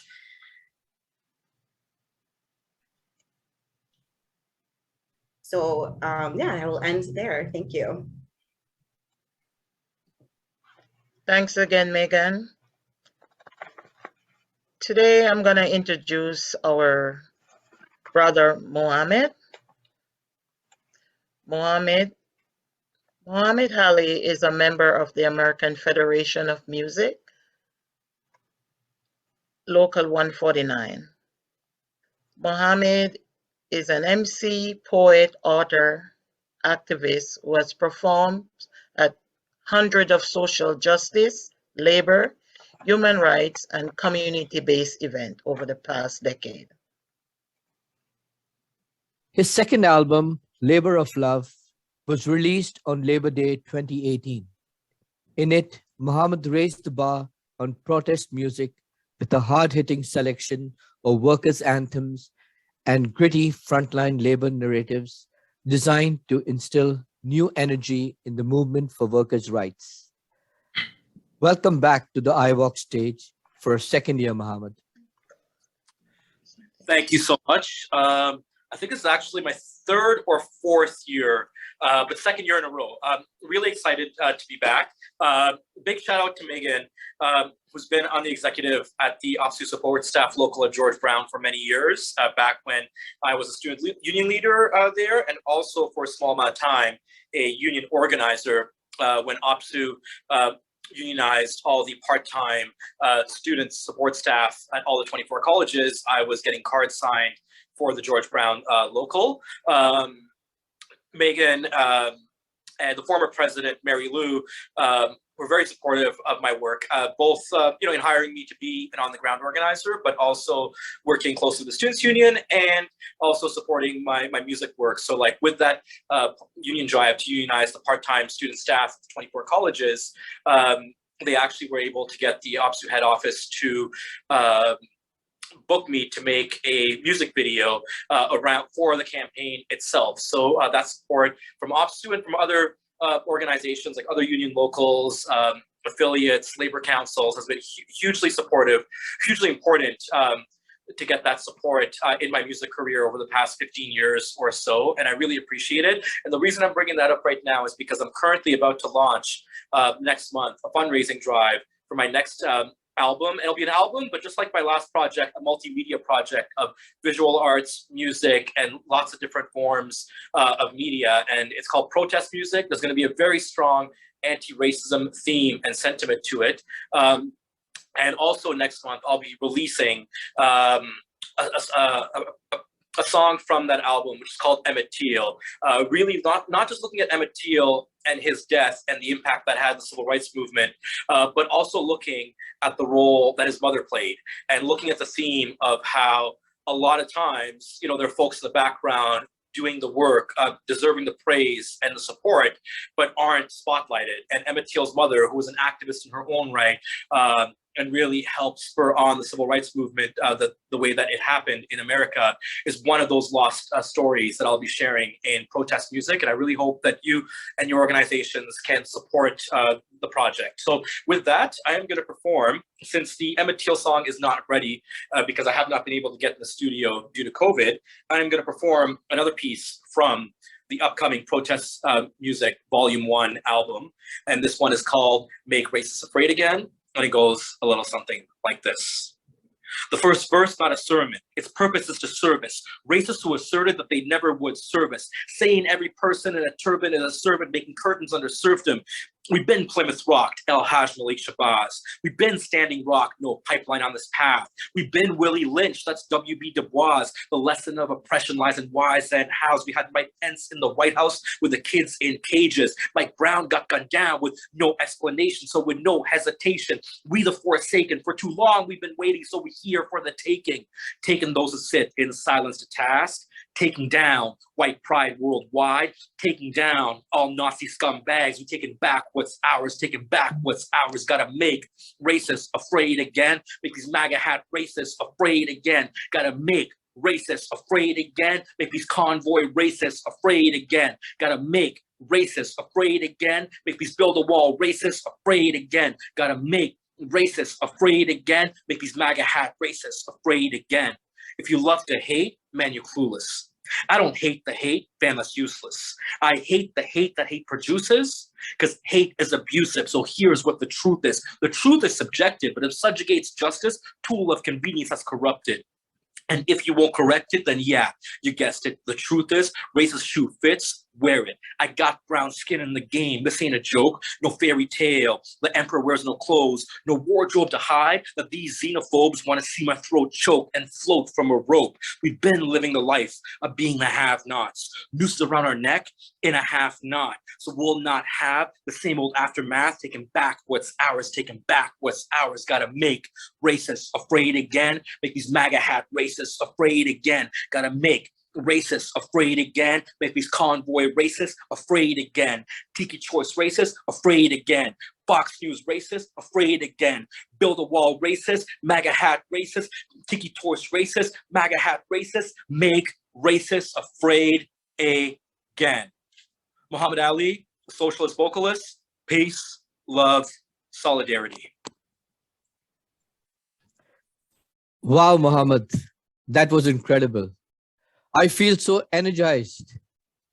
How about everyone applauding Muhammad? Thank you.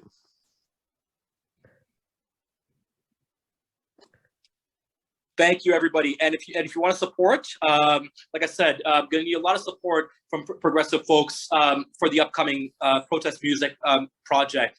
At Socialist Hip Hop is all my social media, or you can contact me directly, socialisthip-hop@gmail.com. Thank you again to all the organizers.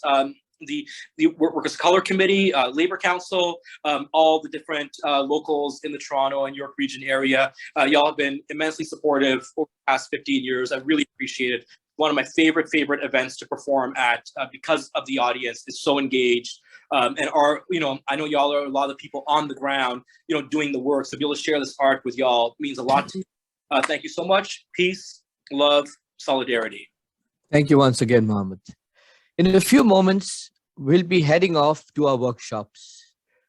Most of you selected your workshop preferences when you registered, and our conference team did their best to ensure you got one of your top 2 choices. Just a reminder, the workshops are owning our music, protecting our land, building our power, growing our community, and telling our stories. Our conference team will send you directly to your assigned workshop. If you don't get sent to a workshop right away, Susan will assist with placing you as quickly as possible. Please don't go away after the workshop. We've got more great content ahead, and we'll have a prize giveaway after the breakout sessions. See you back here at 12:30.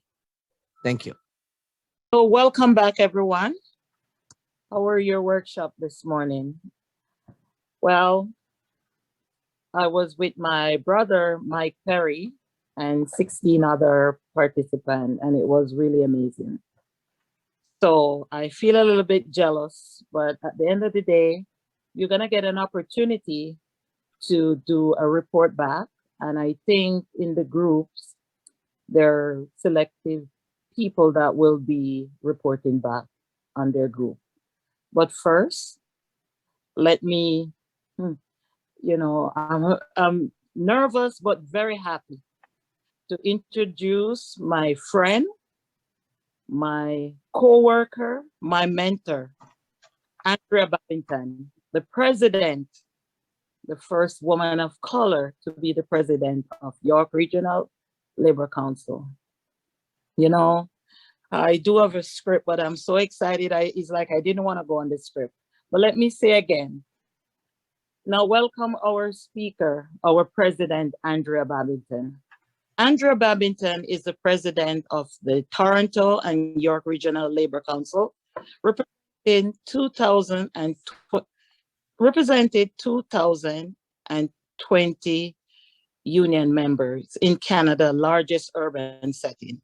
An immigrant to Canada in her youth. Andrea joined the labor movement when she began working in the hotel sector in downtown Toronto. She became one of the youngest chief steward in the union's history at the age of 19. As a union organizer for many years, Andrea played a pivot role in campaigns like Hotel Workers Rising, which raised the living standard for thousands of hospitality workers across North America. Give me a minute here. Across North America. Andrea has been on the Labor Council Executive Board since 2004, serving for 8 years as vice president. She's the first woman of color to sit as president. Andrea is committed to fight for a just economy, recovery from the COVID-19 pandemic and beyond. equality and justice for all workers, growing the labor movement by increasing union density, and fighting for climate justice to ensure the future for our children. Put your hands, your computer, everything you have, and welcome our president, Andrea Babington. Thank you, Monica. Thank you very much. And I just want to say really a big thank you to our participant for being here with us this afternoon. In spite of everything, I'm going to say this is our second year participating in a virtual setting, and still you're here. And with that, we can't take for granted. We've been using Zoom for quite some time, and I laugh because I was in one of the workshop, and I said, we are even now realizing that we can even not just do work, but we can play on Zoom and make it fun. I also want to extend for anyone that's here for the first time, attending our conference for the first time. Again, I would like to say thank you for your support, and also for all the participants that's here. I am confident that at the end of today, when you leave here, you will, the participant, what you heard, what you gather, you will be using that out when you leave, just to heighten to another level the work that need to be done. The intention of the Equity Committee when they put on this conference, it's about taking back these tools back in your workplace, and no extent taking it back into your own community as well. When I listen to the speakers here this morning, and if I go backwards to Nicholas at first that spoke, and when we look at our theme, knowing our worth, normalizing our power, and taking what's ours, just to echo back to Nicholas as you leave today, just to remember those words that you heard from Nicholas. Do not let the fear of being silenced prevent you from knowing your power. And I want to echo as well, do you know your worth? And I think that's very important sometimes for us, that we are outside, we do what we have to do, we get the job done, but not necessarily understand the kind of power that we have, the ability that we have to make these changes. And so I want you to walk away asking yourself that question: do you know your worth? Do you understand your power? When the panelists spoke earlier today, and they're representing the different sector, but I believe just uplifting each other, that their own narrative of how they started, and someone that tapped them on the shoulder, and even embracing the kind of strength that they do have in their own union, in their own sector. And with that, every single one of you that are here today, you do have that kind of a power. Sometimes we take for granted that we are the leaders. We think we are following someone else, and not necessarily that. You definitely are here today, definitely because you are that leader. And I hope that you are going to stand up and not be silent, and take your stand for power. By the end of the conference, some of the feedback, that we'll get, and I know if I ask that question now, your own feedback, I think I would hear from some people saying, oh, I learned something for the first time. And some will say, you know what, I think who's here today is just the choir. And most of you, want to leave here today with the information that you gather to educate and to reconfirm, and readily available to leave with collective action plan. I want to take you back a little bit about the Labor Council. As you think about your collective action plan, what can you do with what you gather today to know that as a Labor Council, and we put this conference on, and when we listen to the issues ahead of us and how we can take them on, to remind you that the Labor Council celebrate its 151 years anniversary. And the reason why I said that, it's more than a century and a half that this Labor Council have been standing alongside workers in the struggle and fighting, taking on these issues that matter to them as a Canadian, to them as a community member, and also someone in the workplace as they take on these fights. I also want to echo as well that, you know, that as Labor Council take on this fight, and we are not just going out there on our own, we are here alongside workers taking this on. We continue to build on our 4 pillars, and it's very important to this conference today. We stand up and we take on the fight for racial justice, social, economic, and also climate justice.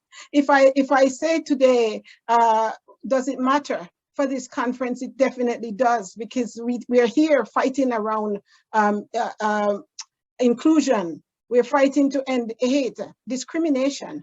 And when we do look back, and whether we want economic or social or climate justice, we can't say we win anything unless we have unless we first say that finally, when it comes to racial justice, it's at the forefront, and we are making a headway, and we are making changes. And if that's not happening, the 3 other pillars mean that we are not getting where we want to be for quite some time.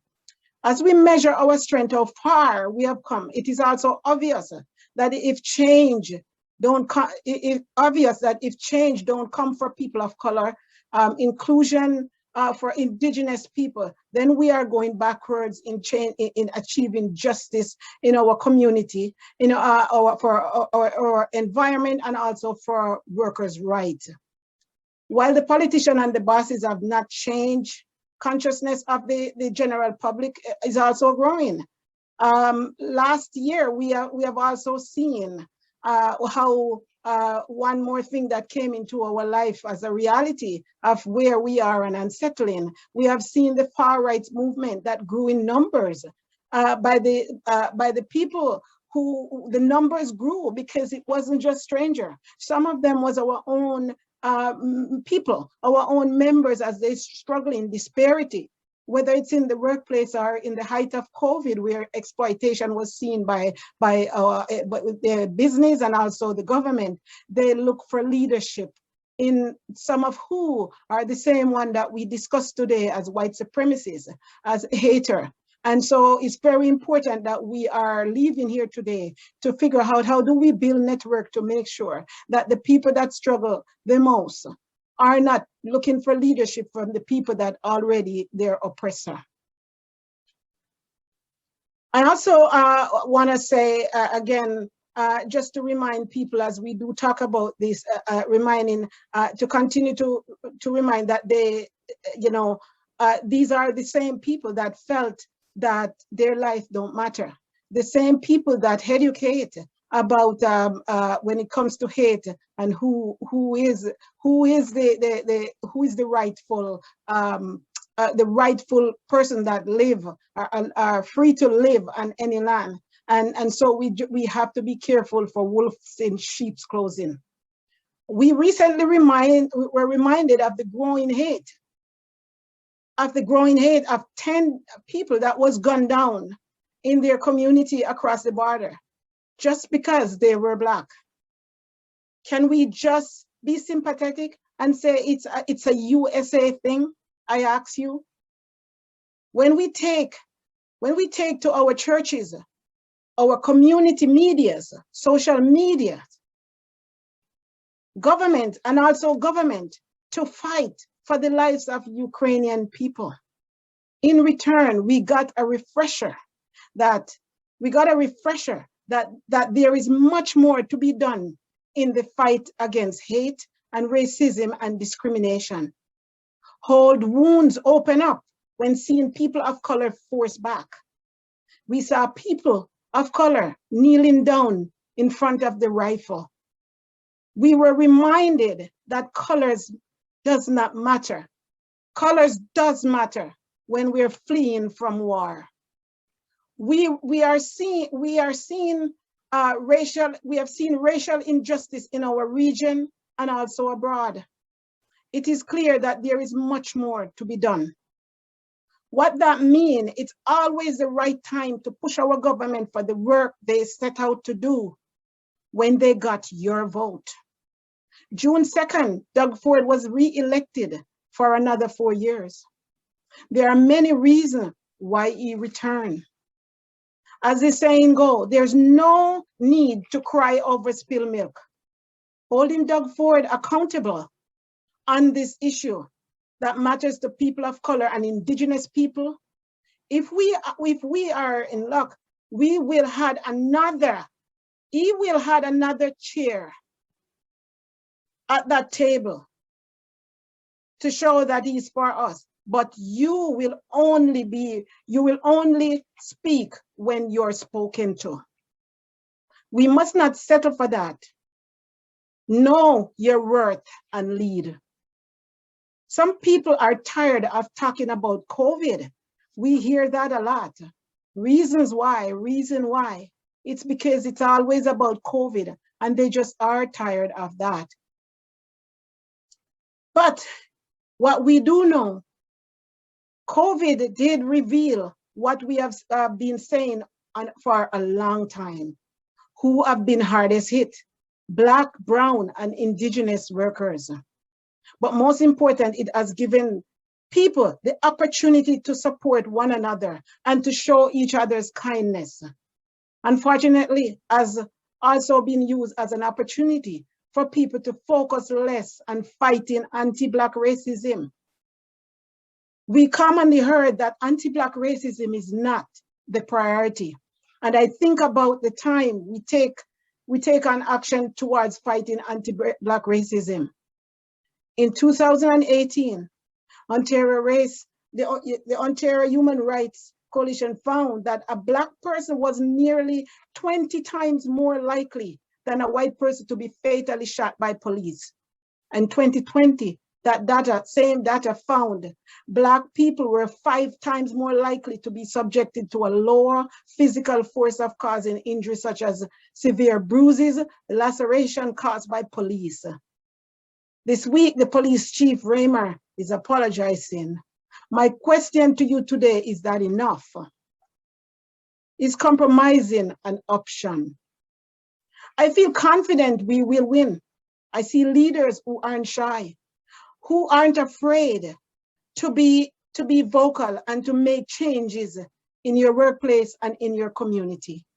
I want to ensure that the leaders we have here today, I urge you to go back to your union and insist you give a report of the conference and plans of how we can win. Please report of your conference today. We always need government on side, but we have to make it happen. Go out and vote. If you didn't vote the last time, and what reason, it's important that you go out and vote. If you don't, the oppressor will be out there voting for the rights to continue to flourish at the risk of your human rights and taking that away. Because when we hear members discussing racism in our workplace, we need to get them to union meeting. When we see blocks of workers organizing around racism in the workplace, we need to unite them towards a direct action. And when we see a whole workplace, a whole society full of people who are sick and tired of racism, sexism, homophobia, and all other forms of discrimination in the workplace, we need to lead them to take that on, to speak up, not be silent, and to strike if they have to. People are ready to take on the fight. They just need a leader to guide them and to make sure they understand it's okay, you got their back. And we can do wonders. So today, I just want to end by saying to you, congratulations for joining us today for this conference. But again, to hail others that join us today that are here definitely because they want to learn. They want to be able to be the educator as they leave here today. And for that reason, we are united. And these are some of the strength we gain from COVID, not just the disparity of that curtain that opened up to show and to reveal who are the most that affected. But we also know that there are others out there that are ready to take on the action. But the longer we take to speak up, to step up, and to remind others that we are watching, and we're not just going to watch, we're going to take action, then all this fade away. All this is hopeless. So I just want to thank you. Enjoy the rest of your conference. And I think it's perfect to say to you all, sisters, brothers, and comrades, solidarity to all of you. Because we are just in June and we have the fight ahead of us. We have an election in the fall. First, let's take Labor Day and take our message out there. Put the message out there. Be proud of what you heard today. Don't be afraid to put up a placards with these information about what you stand for. Put them on your t-shirt for what you stand for. And let us get ourselves into the municipal election in the fall. Stand strong. Make sure everybody go out and vote. That's the only way we're going to make changes within our community and sometime in our workplace. Brothers and sisters and comrades, thank you again. Solidarity. As Monica said before, it is so powerful to see and hear from trailblazers like you and like Nicholas and our panelists who are leading the way as and for workers of color. Now we're going to turn back to you, our participants, to hear how your workshops went. In a minute, I will call for a report back from each workshop. But while we're doing that, I invite anyone to put their comments in the chat answering these questions. One thing you learned, one thing you want to learn more about, and one action you will take as a result of the workshop. Before we go to our reflections, I'd like to ask the participants to just introduce themselves. Thank you. Now, going to our first workshop, Owning Our Music. Is there someone who can give us a 1-minute reflection answering these questions? Hi, sure. My name is Nalini Dudnath, and I am from the York University Staff Association, USIPOI, labor. And this is my first time being attending one of these conferences and actually being active in anything union related. So I'm not going to say I'm excited, but I'm very interested. I knew there was work to be done, but I didn't know as much. So I've enjoyed all the speakers so far, but in regards to my particular workshop that we attended, it was excellent. We were able to understand a little bit more about why music and drumming and rhythm was pertinent to union meetings and marches and taking action. Or I'm just going to take a look and just recall what I wrote here. Or moderate or a person who actually helped us with this was Rick Lazar. And he taught us a few rhythms and methods or inciting ways of getting solidarity and getting people involved and getting people excited about what they were doing. It was an interactive session, so we used our pots and spoons, and he taught us a few different types of rhythms. And we just came back from the session understanding a little bit more about, I think, each other, music, and how working together and just putting things all into perspective just makes us all one people. I really enjoyed it. I think that, actually, I know most of the people in my session really enjoyed it as well. And I think one thing that we took away from it, and I'm going back to the session recap questions as well, one thing that we took away from it is it doesn't take a musician. It doesn't take any intricate drumming methodology, because some of us don't necessarily have rhythm. It just takes one person to organize and another person to bring some of our slogans and mottos there, and just bringing everybody together. Loud rhythm is what's going to bring vocally all the people together and just make us a little bit more heard and interested and excited in what we're standing for. So I'm very grateful for this opportunity, and I know that when I come off of this 1 minute, probably longer, I'm probably going to think about 15 things that I wanted to say, but this is just the beginning, and thank you again. Thank you, Nalin. Next, we go to our second workshop, which is protecting our land. Can I have someone to give a reflection there? Thanks, Murph. Getting unmuted here. Am I unmuted now? Yes, Are you yes. okay? Oh, thanks. Okay, so Courtney did a great job of putting out the issues that that exist with the land and the problems and that are at Land Back Lane. And we see injunctions we used against the First Nations more than any other group of people.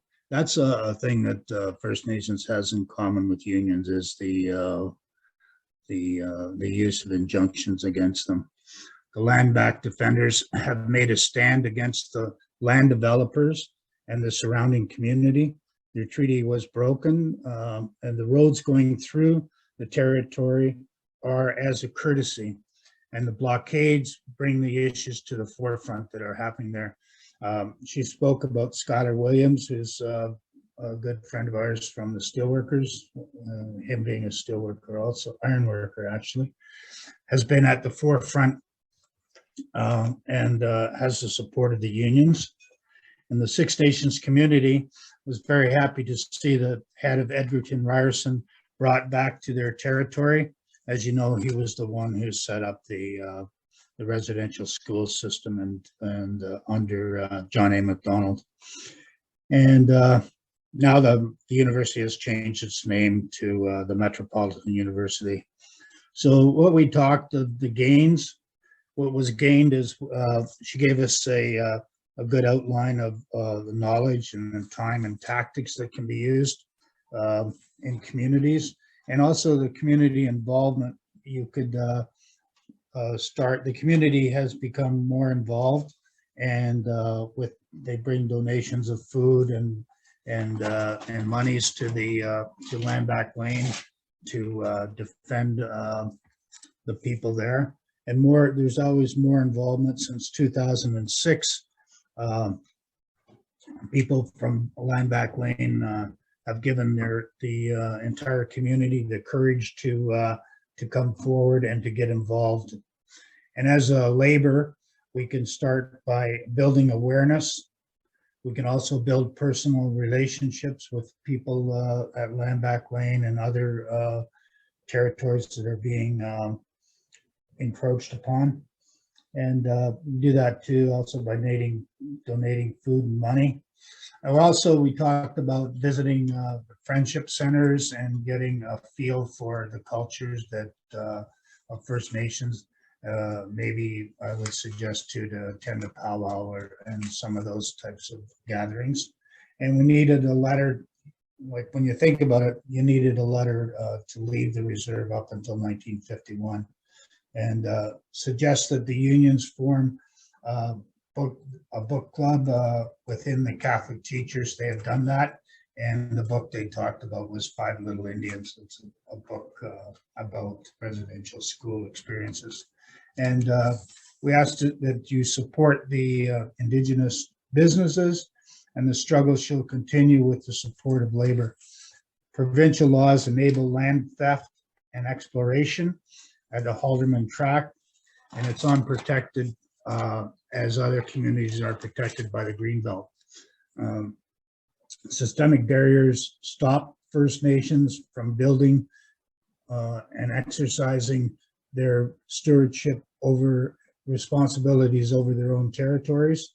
So they have little say on what goes on within the territories, because, as you know, those lands are really crown owned lands. And the UN Declaration of Human Rights on Indigenous People have said that Indigenous people have a right to participate in decision-making matters which will affect their rights and which will affect their communities directly.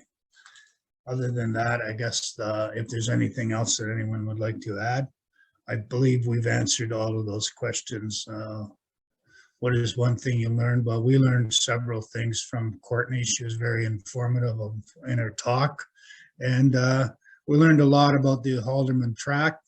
And we also learned that if you want to know more about these, then you can visit friendship centers and go and see the culture. You could also go visit Land Back Lane. Once in a while, they have events out there where they have musician. They had Logan Stats come out and do a little concert. He was a very entertaining guy. And I guess what the action you want to take is you want the unions to be more supportive of what's going on within the First Nations communities. And you want the unions to support events that take place, and to understand the culture, that this, that we are all treaty people and we all need to participate in the goings on in the communities surrounding us.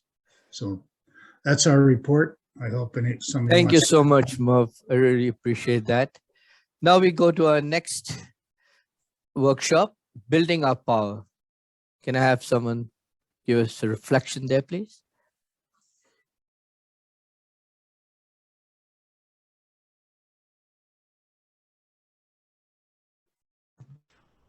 Was there anybody from our group Building the Power who wanted to volunteer? I was trying to ask right as we got cut off, but if nobody wants to go forward, I will. All right. Nothing. Go ahead. We're from Building Our Power. We heard from two gentlemen from the Workers Action Center, which is downtown. And they're doing a lot of great things. They were responsible for things like 15 in fairness. They showed us a video on that, and that was very interesting. And they showed us how they get their power, and by organizing the community and doing a lot of things like what we're doing right now, Zoom sessions, which they call phone taps, where they educate the community on what's happening and who they need to reach out to in a political setting to tell them that they're not happy with what's going on in their community. And I thought that was a really interesting tactic on just, informing the community, because everything is about us coming together. I feel like the message I keep hearing over all the groups is organize, organize, organize. We just need to come together. We need to come together more, and in order to, make the gains, we just need to organize around the world. They also said a few other things like how they plan things in your community, go out into your community and plan things so that, you can come together and learn each other's stories and, talk more and learn what's happening. So we can act more, right? Because we can't act more if we're not in touch with our community and what's going on. Voting is really important, as we all been saying, and just how important voting is and understanding what's going on and coming together. I just feel like I'm saying the same thing over and over, but that's literally what we have to do, continue doing what we're doing and just bridging the gap. Thank you, Sade. Appreciate that. Next workshop is Growing Our Community. And if I can get Deborah to give us a brief reflection on that, please. Thank you. Wonderful. Thank you, Keith. So hi, everyone. I'm Dee Williams, and thank you to Sharon and Keith for facilitating that amazing Growing Our Community workshop. So the things that were learned in that workshop, we were talking about the majority, this phrase, the majority minority cities. And I'll just give you some data briefly. We learned that Markham has 77.9% minorities, supposedly a majority minority city. Brampton, 73.3%. Richmond Hill, 70%. Mississauga, 57.2%. Toronto, 51%. Ajax, 57.7%. And how do we flip the majority minority cities to what race really is a racial majority city? That's what we're looking at. The majority of the population are racialized folks. And we spoke a little bit about how to go from knowledge to action. So a lot of times we hear a lot of this data and it really informs us, but one of our participants in our workshop really, struck me and resonated with me when he said, we need to move from knowledge to action. And one of the questions that came out of our workshop is, how do we take collective action? And one of the discussion points around that, the importance of building allyship and allies in our community. I'll refer everyone back to the photos that Nicholas showed at the beginning of this conference. When you see the photos of those in power, making the laws, making the policies, making the decisions, it's not reflective of these racialized majority cities and communities, and that needs to change. So I think one of the things I'd like to hear more about and learn more about is how to take collective action on, and just to connect this to something that Andrea Babington said, the importance of go out and vote. Your voice is very important. The Ford government won a majority government with the lowest voter turnout in the history of our province. So the importance of taking collective action, having your voice heard, is so important and necessary. And really looking at who is in these positions of power is important. I can speak to my personal journey, like what action are you going to take? Like I've been involved in my community for over 10 years. So I've made the decision. I'm a candidate in the upcoming provincial election, TDSB trustee for Ward 10. And, I've been in these conferences before, and sometimes you don't speak up, and I know what it's like to be listening and not speaking up, but everyone has their own personal story, and it's like so important. One of my colleagues at the Workers Action Center, some of them are here, but one of my colleagues at the Workers Action Center always says something that strikes me incredibly. Politicians stick their finger in the air to see which way the wind is blowing. People, you are the wind. Your voices and your votes are so important. And I just want to, again, thank the organizers of this conference. It's been really inspiring, and I'm so grateful I had the opportunity to participate. Thank you, Dee. Appreciate that. Last but not least, last workshop, telling our stories. Can I have someone to give a reflection there, please? Thank you. Hi, yes, this is Sylvia. I will very quickly share what we covered in our workshop and be respectful of the time. So our facilitator was Mike Perry, and the main theme that we talked about and learned about is how stories can be leveraged for power and change. We talked about what makes a good story, and we had a focus on using public narrative as a version of storytelling. So you're sharing your personal story and then helping others relate to you. and then finding bonds and bridges that help us speak to, in this case, the labor movement overall.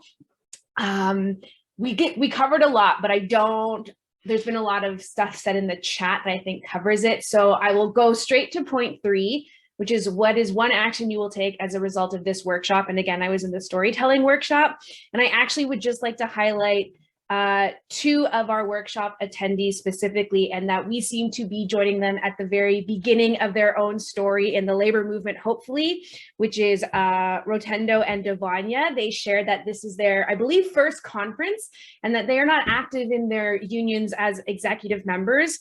And I think it's really great that they joined us today. I think showing up counts, and you don't have to be a member of the executive to make a difference or have your voice heard or anything like that. So my action will be to highlight these 2 sisters in this case who showed up today and logged in. And I think that's huge. And I'm so glad that they were here with us. And that is my action of the day. So that's it. Thank you.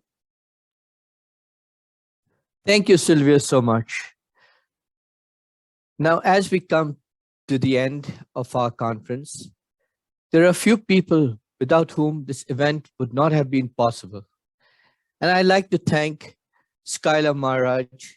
Skylar, thank you for coordinating the program with the committee and for keeping us all organized. I also would like to thank Sharon Simpson. Sharon, thank you also for consistently supporting the committee's work. And I'd like to thank Susan McMurray. Susan, thank you for providing the logistical and technical support that is essential to a virtual event like this. Thank you, Cindy Liu.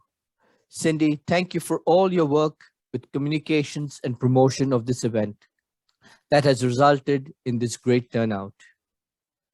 And Simon Sung, thank you for the wonderful job you did in creating this program. Thank you. So, you know, brothers and sisters, when we started this morning, my first time, I was a nervous wreck. Now that we come into the end of the program, I wish we have more time. But this is how it is when you're new.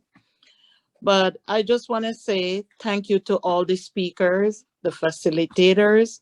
Without you, this event would not be possible. We know your contribution today at our movement are appreciated by all here. Finally, thank you for participating. The Equity Committee is always so happy to see familiar faces turn out year after year. And if this is your first time coming to the Indigenous and Workers of Color Conference, I hope to see you next year. It was my first year with everybody involved, my MC, Keith, that did a great job. I just want to tell you, thank you for having me. I appreciate everything. I was inspired, and I look forward to see you guys next year. Thank you. Thank you, Monica. One last quick reminder to fill out your conference evaluation if you haven't already done so. Before we sign off, we'll drop that link into the chat one more time. Your feedback is essential to helping us improve for future events and for advocating for change. You're welcome to stay and chat for the next few minutes during our closing musical playlist. Thank you so much to all our participants. Have a wonderful afternoon. Thank you.